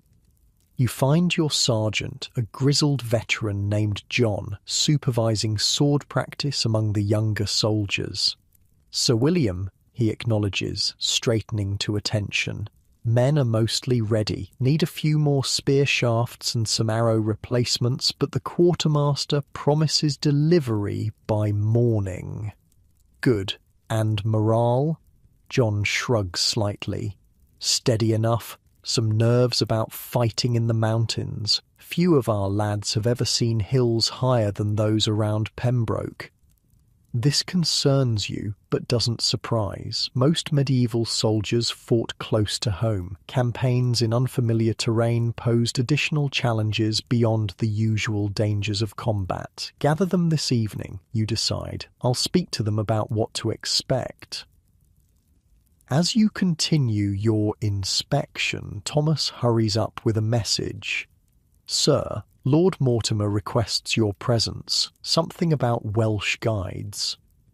You follow Thomas back to the castle, where Mortimer is meeting with several rough-looking men in the simple clothing of border farmers. As you enter, he waves you over. "Sir William, good. These men know the mountain passes and have agreed to guide our columns. This is Rhys, who will accompany the central force." One of the men nods to you. He's middle-aged, weathered by outdoor life, with the watchful eyes of someone who has survived in dangerous country. "You speak English?" you ask him. "Aye, enough," he replies with a thick accent. "Lived both sides of border all my life." Rhys has already provided valuable information about Llywelyn's likely movements, Mortimer explains. "He'll join your company specifically, Sir William, since you'll be leading our vanguard." This is news to you. and not entirely welcome news. The vanguard is a position of honor, but also the greatest danger, being the first to encounter any enemy forces. "I'm honored by your trust, my lord," you say to Mortimer, maintaining the proper formal response despite your private concerns. "Not just trust, Sir William, necessity. I need experienced knights leading from the front in this campaign." Mortimer dismisses the guides with a gesture, then turns back to you. "The terrain will make traditional tactics difficult. We'll rely heavily on the judgment of officers in the field." You nod understanding. Medieval command structures were much looser than modern military hierarchies. Knights were expected to use their initiative and make decisions based on conditions as they found them, not wait for orders from above. "I won't disappoint you, my lord," you assure him. "See that you don't. Too many lives depend on it." Mortimer's tone isn't unkind, just matter of fact. This is the reality of command in war. Decisions have immediate, often fatal consequences. That evening, as promised, you gather your men around a large campfire to prepare them for the campaign ahead. Medieval armies didn't have formal briefings or written orders for common soldiers. Information was passed verbally, often in settings like this. "Many of you have never fought in mountain country," you begin, your voice carrying clearly in the night air. "It's different from the fields and forests of Pembroke. The Welsh know this terrain. They've lived and hunted in these mountains all their lives. We're the strangers here." The men listen attentively, their faces serious in the flickering firelight. Some are barely more than boys, others are veterans of multiple campaigns. All know that their survival may depend on understanding what lies ahead. "Keep your eyes up," you advise them. The Welsh prefer to attack from above, hillsides, ridges, anywhere that gives them height advantage. Watch the high ground at all times. You continue with practical advice, how to move in mountainous terrain, the importance of staying with the main force, what to do if separated or ambushed. This isn't about strategy or glory, it's about survival in hostile country against an experienced enemy. "Questions?" you ask, when you've covered the essentials. A young soldier raises his hand hesitantly. "Sir, they say the Welsh can appear and disappear like spirits in the mist. Is that true?" There's nervous laughter from some of the older men, but you silence it with a look. Fear feeds on itself in military companies. Dismissing legitimate concerns only makes it worse. "The Welsh are men, not spirits," you answer firmly. "But yes, they're skilled at using the terrain and weather to their advantage. They know paths we don't, can predict mountain weather we can't. That's why we'll have guides of our own, men who know these mountains as well as any Welshman." This seems to reassure the young soldier, though you notice others still look uneasy. It's natural. Medieval warfare was terrifying enough on familiar ground. Fighting in mountains against an elusive enemy added new layers of fear. "Remember," you conclude, "we move as one force. We fight as one force. Stay together, follow orders, keep your shields up and your wits about you. Do that, and we'll return to Pembroke with victory and honour."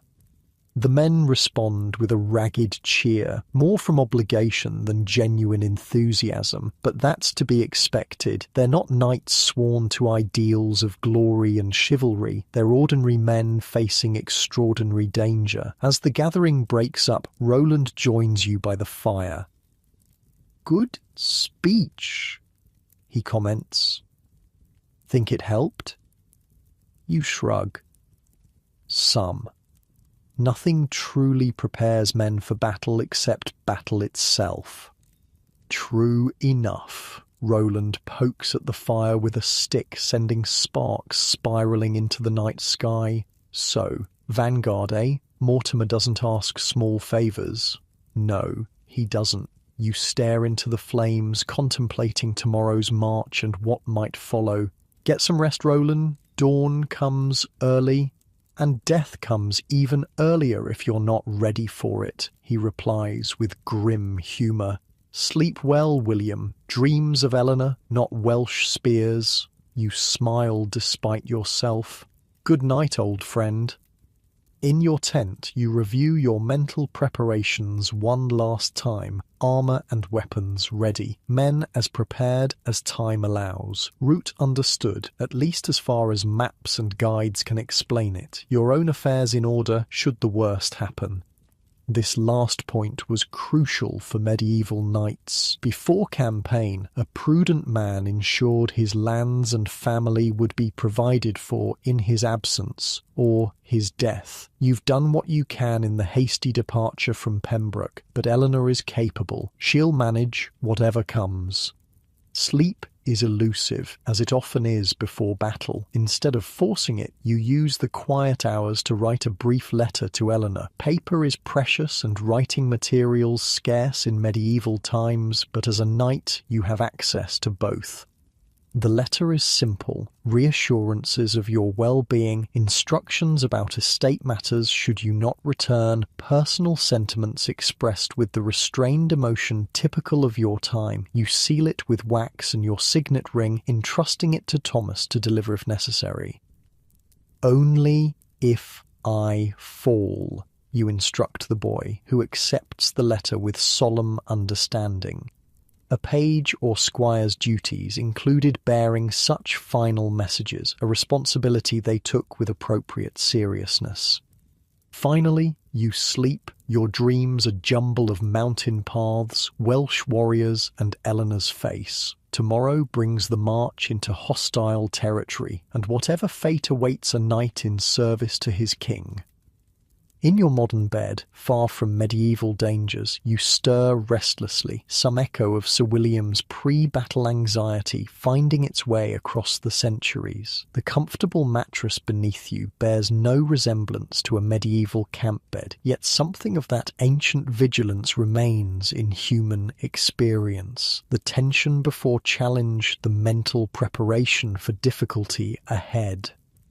It's one small connection to those long-dead knights whose lives we romanticize but rarely truly understand. Their reality was harsh, dangerous, and uncertain in ways our protected modern existence seldom approaches. Yet in that uncertainty, perhaps they found a clarity of purpose often lacking in our safer times. Dawn breaks cold and misty over Chester as the army prepares to march. The central column, your column, forms up outside the north gate, nearly 1,000 men in various states of readiness. Knights and men-at-arms check gear one last time, priests offer hasty blessings, and camp followers say emotional farewells to those they may never see again. Form ranks. The command echoes down the line, bringing order to the chaos. As leader of the vanguard, you and your men will be at the very front of the column, the first to encounter whatever dangers lie ahead. Rhys, your Welsh guide, sits uncomfortably atop a small pony beside you. He's clearly not used to riding, but travelling on foot would slow the column too much. How far to the border, you ask him as final preparations continue around you. 5 hours, maybe 6, he replies, eyeing the sky. If weather holds. The weather rarely holds in Welsh mountain country, especially in autumn. Rain, fog, and sudden temperature drops are constant companions in this campaign. You're wearing your full battle gear, mail hauberk reinforced with small plates at vulnerable points, mail coif covering your head and neck, padded gambeson underneath to cushion impacts, sword at your side and dagger at your belt. Your shield hangs from your saddle, ready to be deployed at the first sign of danger. The total weight is around 60 pounds, a significant burden, but one you've trained your entire life to bear. Column, advance. The command comes from behind, where Mortimer rides with his personal guard and standard bearers. Banners snap in the morning breeze, the royal standard, Mortimer's personal colours, and the flags of various noble houses represented in the force. With a forward motion of your hand, you signal your vanguard to move. The journey into Wales has begun.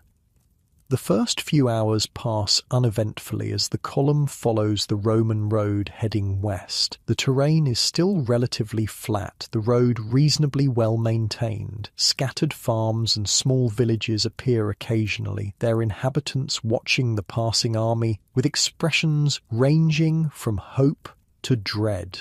For these border people, the army represents both protection and potential danger. Soldiers, even friendly ones, can be almost as destructive as enemies. "They don't look happy to see us," Roland observes as you pass through a particularly silent hamlet. "Would you be?" you reply. "Either we succeed and the fighting stays far from their homes, or we fail and they're directly in the path of a Welsh advance." Roland grunts acknowledgement. "Fair point." By midday, the landscape begins to change. The flat farmland gives way to rolling hills which gradually grow steeper and more rugged. The road narrows, hemmed in by increasingly dense woodland. Perfect ambush country. "Scouts forward," you order, selecting 4 men to ride ahead and check the path. 200 yards, no further. If you see anything at all, report back immediately. The scouts salute and move ahead at a trot, alert for any sign of danger. You turn to the rest of your vanguard. "Shields ready," you command. Archers, strings tightened but bows undrawn. We're entering hostile territory. The change in the men is immediate. Casual conversation ceases. Hands move to weapons. Eyes scan the surrounding hillsides and tree lines. The column tightens formation, presenting a more unified target, but also a more defensible one. Reese becomes noticeably tenser as well. "We cross into Wales soon," he murmurs, pointing to a small stream ahead. "That water marks the border." Border is a generous term for the fluid boundary between England and Wales. No walls or gates mark the transition, just a change in jurisdiction, from lands under direct English control to territories claimed by Welsh princes or English marcher lords. The column halts briefly at the stream, allowing men and horses to drink. Mortimer rides forward to confer with you and the other vanguard leaders. "From here, we're in disputed territory," he says without preamble. "The Welsh could be anywhere. Maximum vigilance." You nod, understanding. "The terrain grows more difficult ahead, my lord. The column will need to narrow." "Unavoidable. Maintain intervals sufficient for defence, but not so wide as to invite isolation."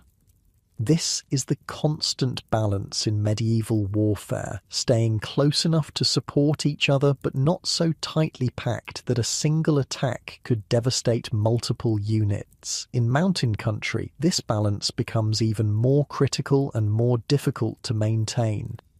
The march resumes with heightened tension. The road narrows further, forcing the column to thin to no more than 3 men abreast in places. The hills on either side grow steeper, the forest denser, perfect territory for the guerrilla tactics favoured by Welsh fighters. An hour past the border, your scouts return at a gallop. "Riders ahead, sir," reports the lead scout, his face flushed with exertion. "Small group, maybe 10. They watched us from a ridge, then disappeared into the trees." "All Welsh?" you ask, though the answer seems obvious. "Yes, sir, carrying spears and round shields." You relay this information to Mortimer, who has again ridden forward upon seeing the returning scouts. "Observers," Mortimer concludes, "tracking our progress." "Or leading us into a trap," Roland suggests darkly. Mortimer nods. "Both are likely. Proceed, but with extra scouts on the flanks. I want to know if they're paralleling our movement." The column pushes deeper into Welsh territory. The road begins to climb more steeply, switchbacking up hillsides and through narrow valleys. Progress slows as men and horses struggle with the terrain. By late afternoon, you've covered perhaps 15 miles from Chester. A decent march by medieval standards, especially in such country. "We should make camp soon," you advise Mortimer as the daylight begins to fade. Night marches in this terrain would be foolhardy. Agreed. Find a defensible position within the next hour. This is easier said than done in country that favours the defender at every turn. Eventually, Reese indicates a relatively flat area beside a small lake, with hills on only two sides instead of all around. "Best we'll find before dark," he says simply. The column halts and begins the complex process of establishing a medieval military camp. Perimeter guards are posted, tents erected, horses picketed, and cooking fires lit. The organisation is impressive for its time. Medieval armies might lack modern technology, but they possessed effective systems born of centuries of practical experience.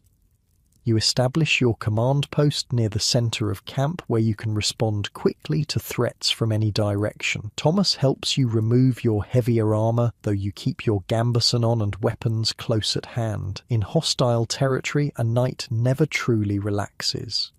Roland joins you as you study a crude map spread on a camp table. "Scouts report movement on the western ridge," he says without preamble. "Small groups, keeping their distance. Watching us," you conclude, counting our numbers, assessing our readiness, and probably reporting to a larger force. Almost certainly, you trace the route ahead on the map. Tomorrow, we enter proper mountain country. If they're going to attack in force, that's where they'll do it? Roland nods grimly. "The men should rest while they can, then." You agree, but rest proves elusive for many, including yourself. The night is filled with the normal sounds of a medieval camp. Men talking in low voices, horses nickering, sentries calling challenges. But underneath runs a current of tension that prevents true relaxation. Sometime past midnight, a commotion erupts at the perimeter. You're awake and armed within seconds, rushing toward the disturbance with Roland and several other knights close behind. "What happened?" you demand of the sentry, who stands with bow drawn, peering into the darkness beyond the camp. "Movement in the trees, sir," the man reports. "Several figures. They withdrew when challenged." "Probing our defences," Roland suggests. "Or trying to rattle us," you counter. "Either way, double the sentries for the remainder of the night." No further incidents occur, but few in the camp manage much sleep afterward. By dawn, the army is tired but alert, aware that the day ahead may bring direct confrontation with the enemy. The column forms up in the grey morning light, armour and weapons checked one final time before the march resumes. The mood is sombre, focused. These men have faced danger before. They know what might lie ahead. "Stay close to me," you instruct Reese as you mount your destrier. "If we're attacked, get down and seek cover immediately. You're no use to us dead." The Welsh guide nods understanding, his face betraying the fear he's trying to conceal. He didn't sign up for direct combat. His role was supposed to be guidance only. But in war, especially medieval war, roles often change without warning.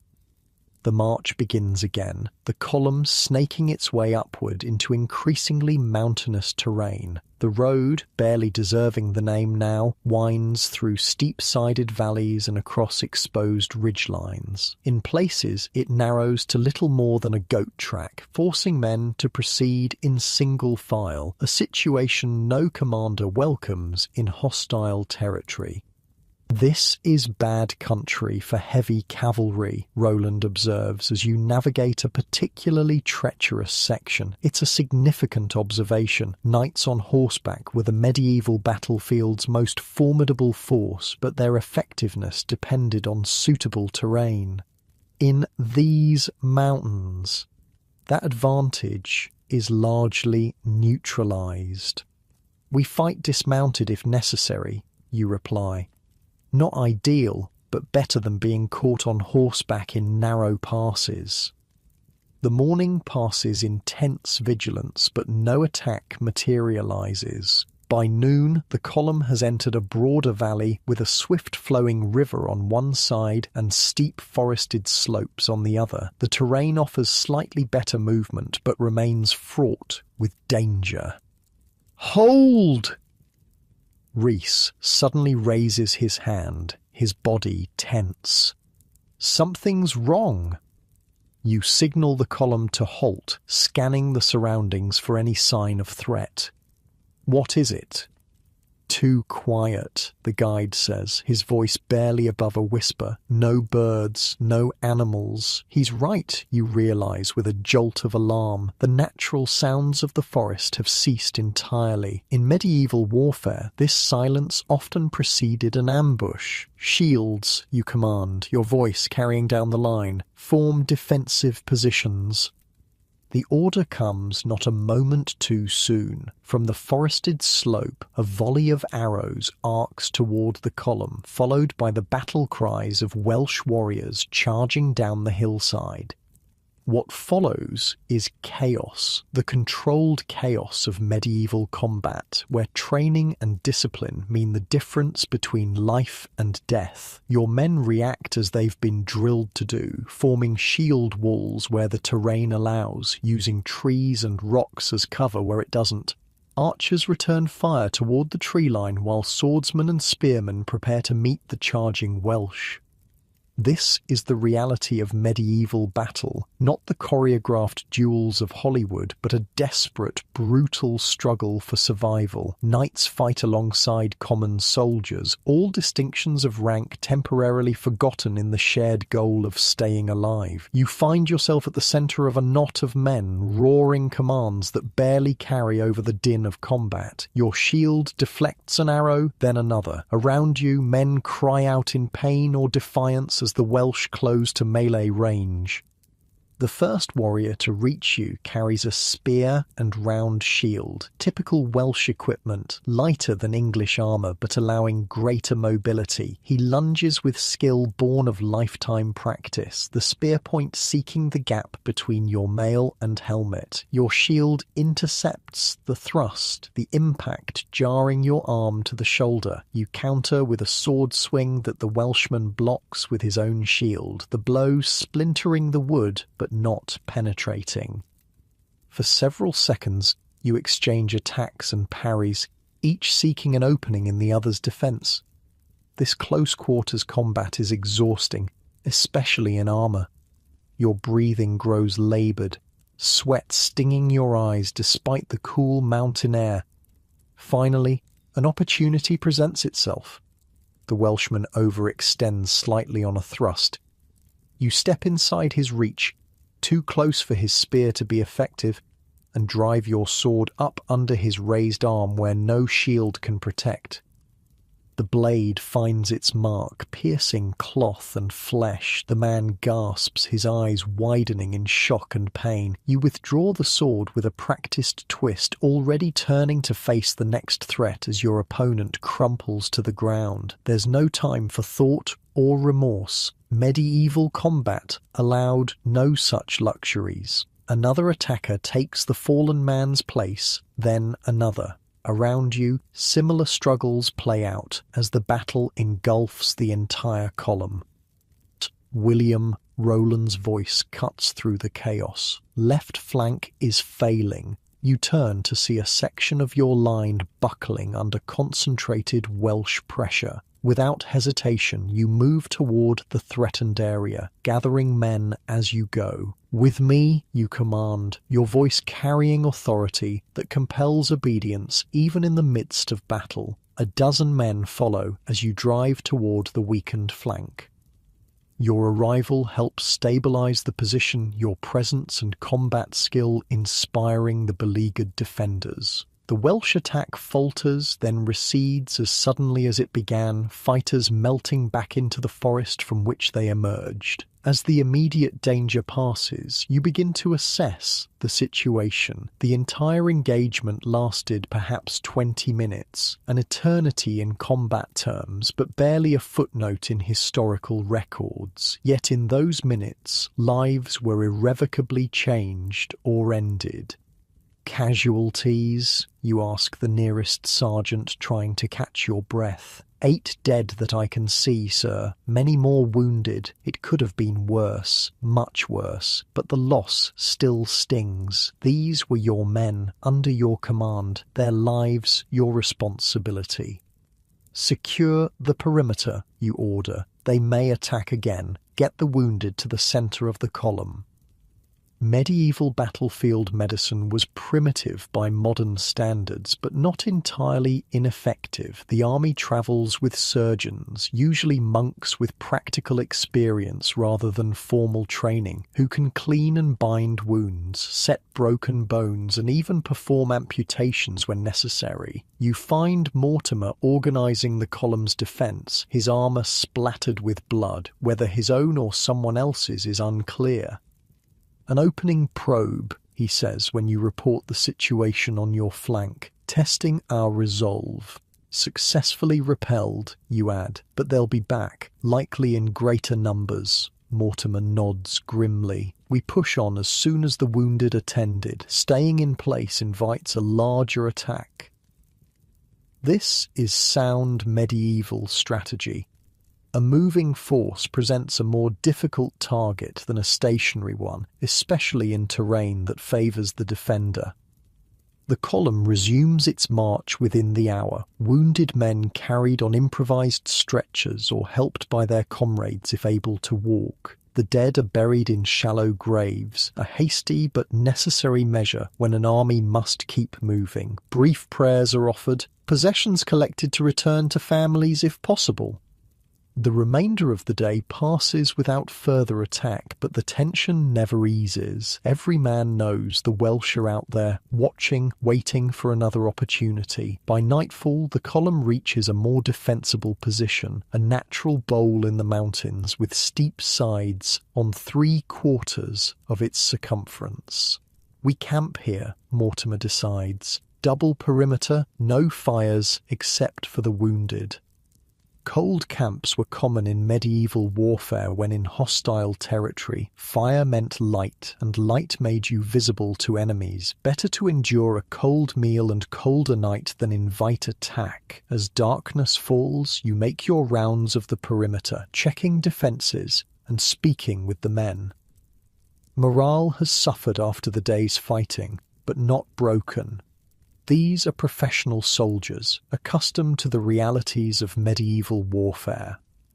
You find Thomas tending to your armour near your tent, carefully cleaning blood from the mail links. The boy looks up as you approach, his young face solemn. "How many did we lose, sir?" he asks quietly. 12 dead now, you reply, seeing no reason to shield him from the truth. 28 wounded, 7 severely. Thomas nods, returning to his task with renewed focus. Like all medieval pages, he's learning that a knight's life involves death as an ever-present companion. Later, you join Roland and several other knights for a cold meal of bread, dried meat, and ale. No one speaks much. The day's combat has left them physically exhausted and mentally drained. "They'll hit us again tomorrow," Roland says finally, breaking the silence. "Harder this time?" "Almost certainly," you agree. The question is where. This valley narrows ahead, according to Rhys. Several potential ambush points. "We could turn back," suggests a younger knight, then flushes as all eyes turn to him. Report the enemy presence and request reinforcements. "And be labelled cowards?" another knight scoffs. "I think not." "There's no shame in tactical withdrawal," you say evenly, but you know it's largely theoretical. Medieval warfare operated under codes of honour that often defied practical military sense. Retreating without direct orders, even for sound strategic reasons, could irreparably damage a knight's reputation. "We continue as planned," you conclude, "but with additional scouts and flanking guards. If they want a fight, we'll give them one they won't forget."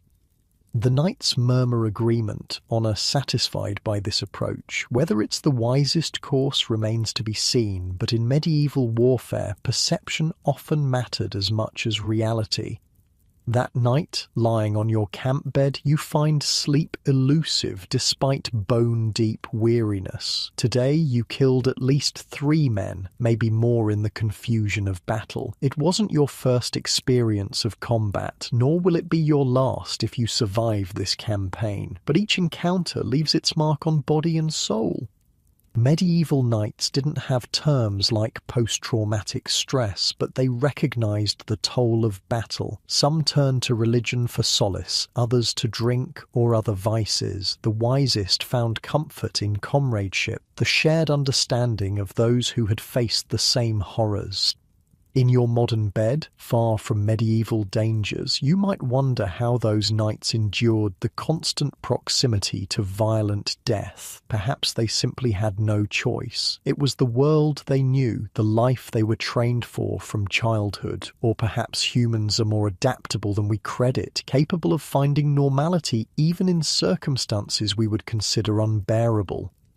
Either way, as you drift towards sleep, you carry with you a deeper appreciation for the realities behind the romantic myths of knighthood, the fear, the pain, the difficult decisions, and the heavy responsibilities that shaped these men's lives in ways our comfortable modern existence can barely comprehend. Dawn comes with a fine, misty rain, not heavy enough to impede movement significantly, but enough to dampen spirits already strained by combat and insufficient rest. The valley ahead grows narrower, the slopes steeper, exactly the kind of terrain where Welsh fighters excel. We need to clear those ridges, you tell Mortimer as the column prepares to move out. If we stay confined to the valley floor, we're inviting disaster. Mortimer nods agreement. Take 50 men up the eastern slope. Sir Hugh will take another 50 up the western. The main column proceeds only when you signal the ridges are secure. It's a sound plan, though not without risk. Splitting forces is always dangerous, but less dangerous than allowing the enemy to control the high ground. You select your 50, a mix of knights fighting dismounted and experienced men-at-arms, and begin the climb as the main column waits below. The ascent is brutal. The slope is steep, made treacherous by rain-slick grass and loose stones. Your mail armour, so vital in combat, becomes an exhausting burden as you climb. Sweat soaks your gambeson despite the cool air, and your breath comes in harsh gasps. The men follow doggedly, some using their spears as makeshift walking sticks. No one complains. They understand the necessity of this mission, and medieval soldiers were accustomed to physical hardship that would break most modern people. You're 2/3 of the way up when the attack comes. Not from above as expected, but from a dense thicket on your flank. Welsh fighters emerge suddenly, screaming battle cries, hurling spears before closing with axes and short swords. "Form up," you shout, drawing your own sword and moving to meet the threat. On this steep, broken ground, formation is nearly impossible, but your men cluster in small groups, fighting back-to-back where possible. The combat is desperate and personal, men grappling at close quarters, no room for the sweeping sword strokes of open battlefield. You find yourself face to face with a Welsh warrior, his beard braided, face painted with woad in an ancient pattern. He swings an axe at your head with shocking speed. You duck beneath the blow, feeling the air disturbed by its passage. Your footing slips on the wet grass, nearly sending you tumbling down the slope. The Welshman presses his advantage, axe rising for another strike. Desperate, you lunge forward inside his swing, crashing into him bodily. Both of you fall, rolling down the slope in a deadly embrace, each trying to bring a weapon to bear. Your mail offers some protection against his knife, but the impacts against rocks and roots still bruise and batter your body. You come to rest against a boulder, the Welshman momentarily stunned by the collision. Seizing the opportunity, you drive your dagger into the gap between his leather jerkin and crude helmet. He stiffens, then goes limp. Staggering to your feet, you assess the situation. The fighting continues around you, but your men are gaining the upper hand through superior armor and training. Within minutes, the remaining Welsh fighters retreat back into the forest, leaving their dead behind. Casualties? You call, trying to catch your breath. 7 dead, sir, reports a sergeant. 12 wounded, 3 badly. You nod grimly. The price of securing the ridge is high but necessary. Leave 2 men with the severely wounded. The rest of us continue to the top. The remainder of the climb passes without incident. At the summit, you're rewarded with a commanding view of the valley and the ridges beyond, and what you see confirms your worst fears. In the distance, perhaps 2 miles ahead, a substantial force is moving toward your position, several hundred Welsh fighters at least, using the parallel ridge as cover for their approach. Had you not secured this high ground, they would have caught the column in a devastating ambush.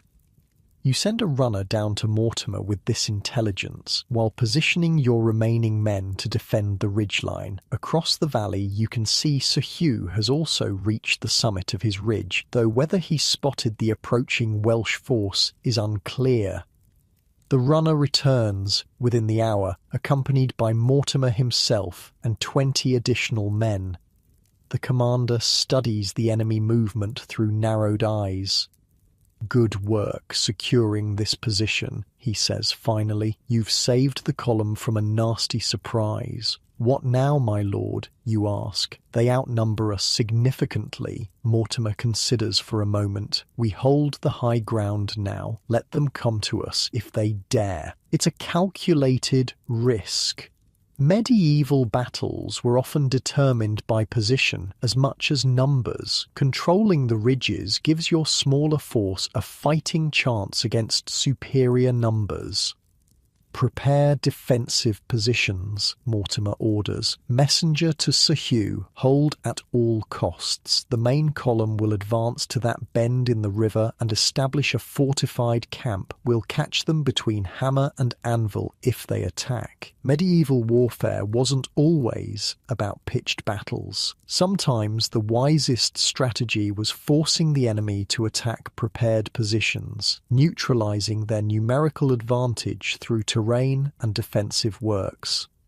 Throughout the day, you strengthen your position on the ridge, arranging rocks into crude breastworks, positioning archers for maximum field of fire, establishing rotation so men can rest without weakening the defense. The Welsh force continues its approach, but stops just out of bowshot range, clearly reassessing now that their ambush has been foiled.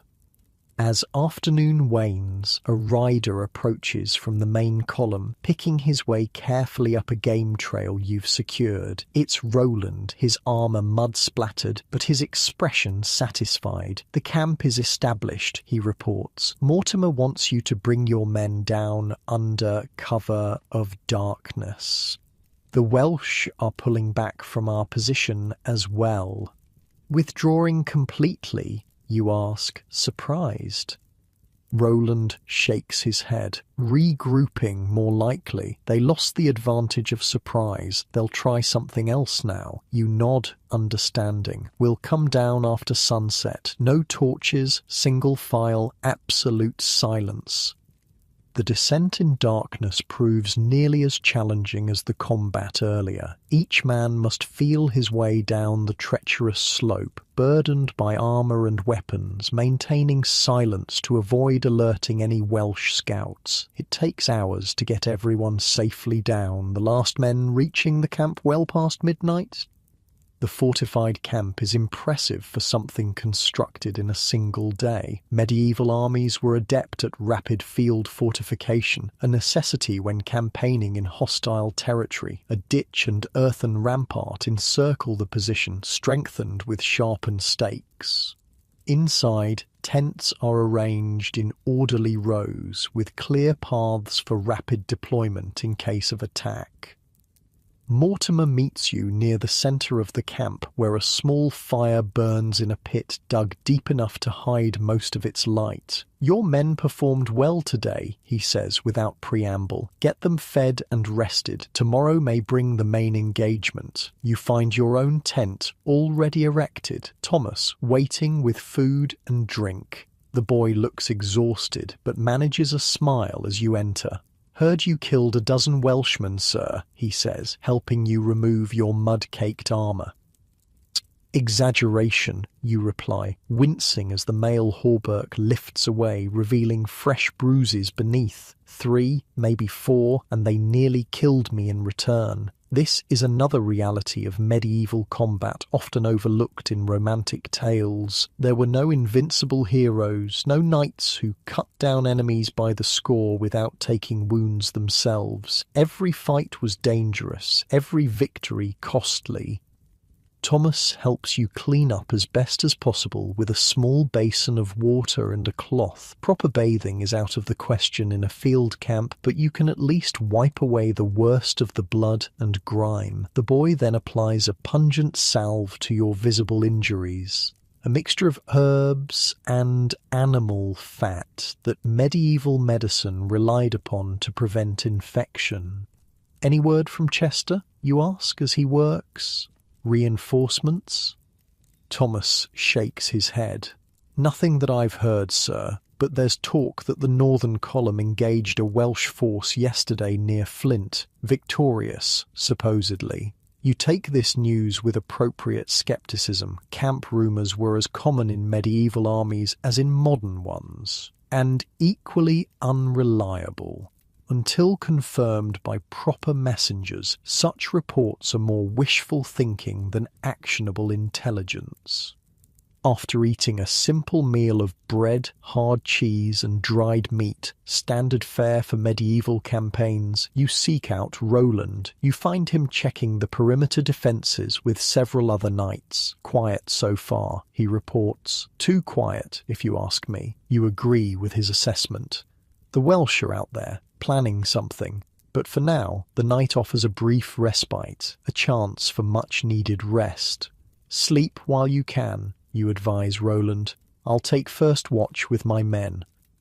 Though exhausted, you know your responsibility as a commander doesn't end when the fighting pauses. Medieval warfare was a constant vigil, especially in hostile territory where attack could come at any moment. You make your rounds of the perimeter, checking each sentry position, speaking briefly with the men on duty. Morale remains steady despite the day's losses. These are professionals who understand the realities of campaign. Death is always near, survival never guaranteed.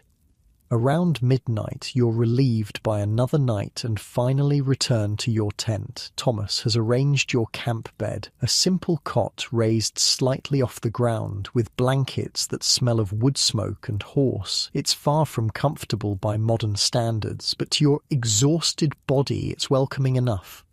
Sleep comes quickly but remains light, your mind alert even in rest for any sign of danger. This too was the reality for medieval warriors, the ability to snatch rest when possible while maintaining a level of awareness that could mean the difference between life and death. You wake before dawn, roused by changing of the guard outside. Your body aches from yesterday's exertions, old wounds and new injuries protesting as you rise and don your armor with Thomas's assistance. Medieval knights didn't have the luxury of recovery time during campaigns. You fought while injured, each new hurt adding to the collection until battle, disease, or age finally claimed you.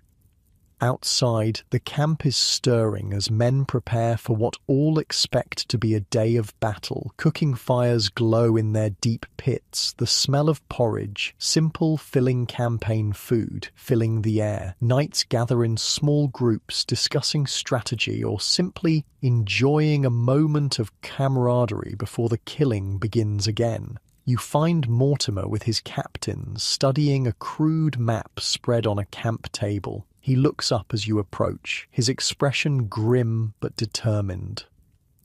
Scouts report the Welsh have moved during the night, he says without greeting. They've split their force, half circling south, half north. They're trying to flank us. It's a sound strategy on their part, forcing you to divide your defence or risk being surrounded.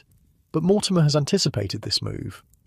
We break camp within the hour, he continues. March west along the river, here. He traces the route on the map. Let them think they're herding us where they want, but we'll choose the ground for the main engagement. This is medieval generalship at its most effective. Reading the enemy's intentions, appearing to react predictably while actually manoeuvring toward advantage. It's a chess game played with hundreds of lives where a single miscalculation can mean disaster.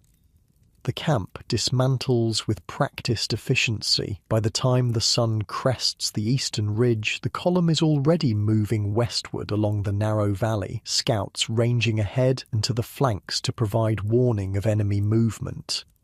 You ride near the front again, your battered body protesting each jolt and sway of your destrier. Around you, men march stoically despite injuries and exhaustion. The medieval soldier endured hardships that would break most modern people, not from any greater innate toughness, but from lifelong conditioning to a world where comfort was rare and suffering expected.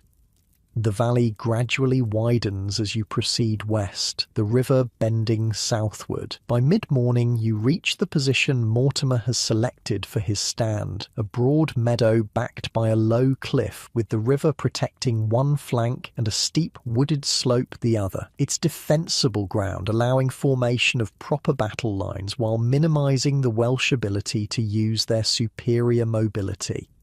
We make our stand here, Mortimer announces. Battle array, knights and men-at-arms in the centre, archers on the flanks, reserve force behind the line under Sir William's command. You're surprised by this assignment. Command of the reserve is a position of trust, but removes you from the initial fighting. When you question Mortimer privately, his answer is blunt. You've proven your courage amply these past days, he says. Now I need your judgment. The reserve must be committed at the right moment, not too early or too late. I trust you to make that determination. It's a heavy responsibility. The reserve often determined the outcome of medieval battles, turning potential defeat into victory if used wisely, or ensuring disaster if squandered. The army forms its battle line with the discipline of long training. Banners are raised, including the royal standard at the centre where Mortimer takes personal command. Priests move along the ranks, offering hasty blessings and last rites to those who request them. This too was part of medieval combat, the acknowledgement that many would not survive the day and the preparation of souls for that possibility. You position your reserve force on a slight rise behind the main line, where you can observe the entire battlefield. The men under your command, 100 knights and experienced men-at-arms, remain mounted, ready to respond quickly to developing threats. The wait is not long. By noon, Welsh warriors appear at the western end of the meadow, emerging from the forest in larger numbers than expected. Their advance is cautious at first, probing, assessing the English formation. They know they've lost the element of surprise, Roland observes, riding up beside you, but they still outnumber us. Numbers aren't everything, you reply, though the Welsh advantage is concerning. They're committed now. If we break their charge, they have nowhere to retreat except back up difficult terrain. The Welsh continue to gather at the forest edge, their forces swelling visibly. Banners appear among them, the red dragon of Welsh princes, along with the personal standards of various chieftains. Their formation is looser than the English line, more a gathering of war bands than a unified army, but no less dangerous for that lack of rigid structure. Finally, with a great shout that carries across the meadow, they charge. Medieval battles often began this way, a surge of bodies across open ground, each side hoping to break the other through sheer momentum and shock. The Welsh advance is swift, their lighter equipment allowing greater speed than the armoured English knights and men-at-arms. The English line holds firm as the distance closes, spears braced, shields locked, archers on the flanks release volley after volley, their arrows arcing high before plunging into the advancing Welsh ranks. Men fall, but the charge continues unbroken. The armies meet with an audible crash, the sound of wood splintering, metal striking metal, men shouting in triumph or pain. From your position with the reserve, you can see the English line bend under the impact but not break. Training and discipline hold them together against the Welsh fury.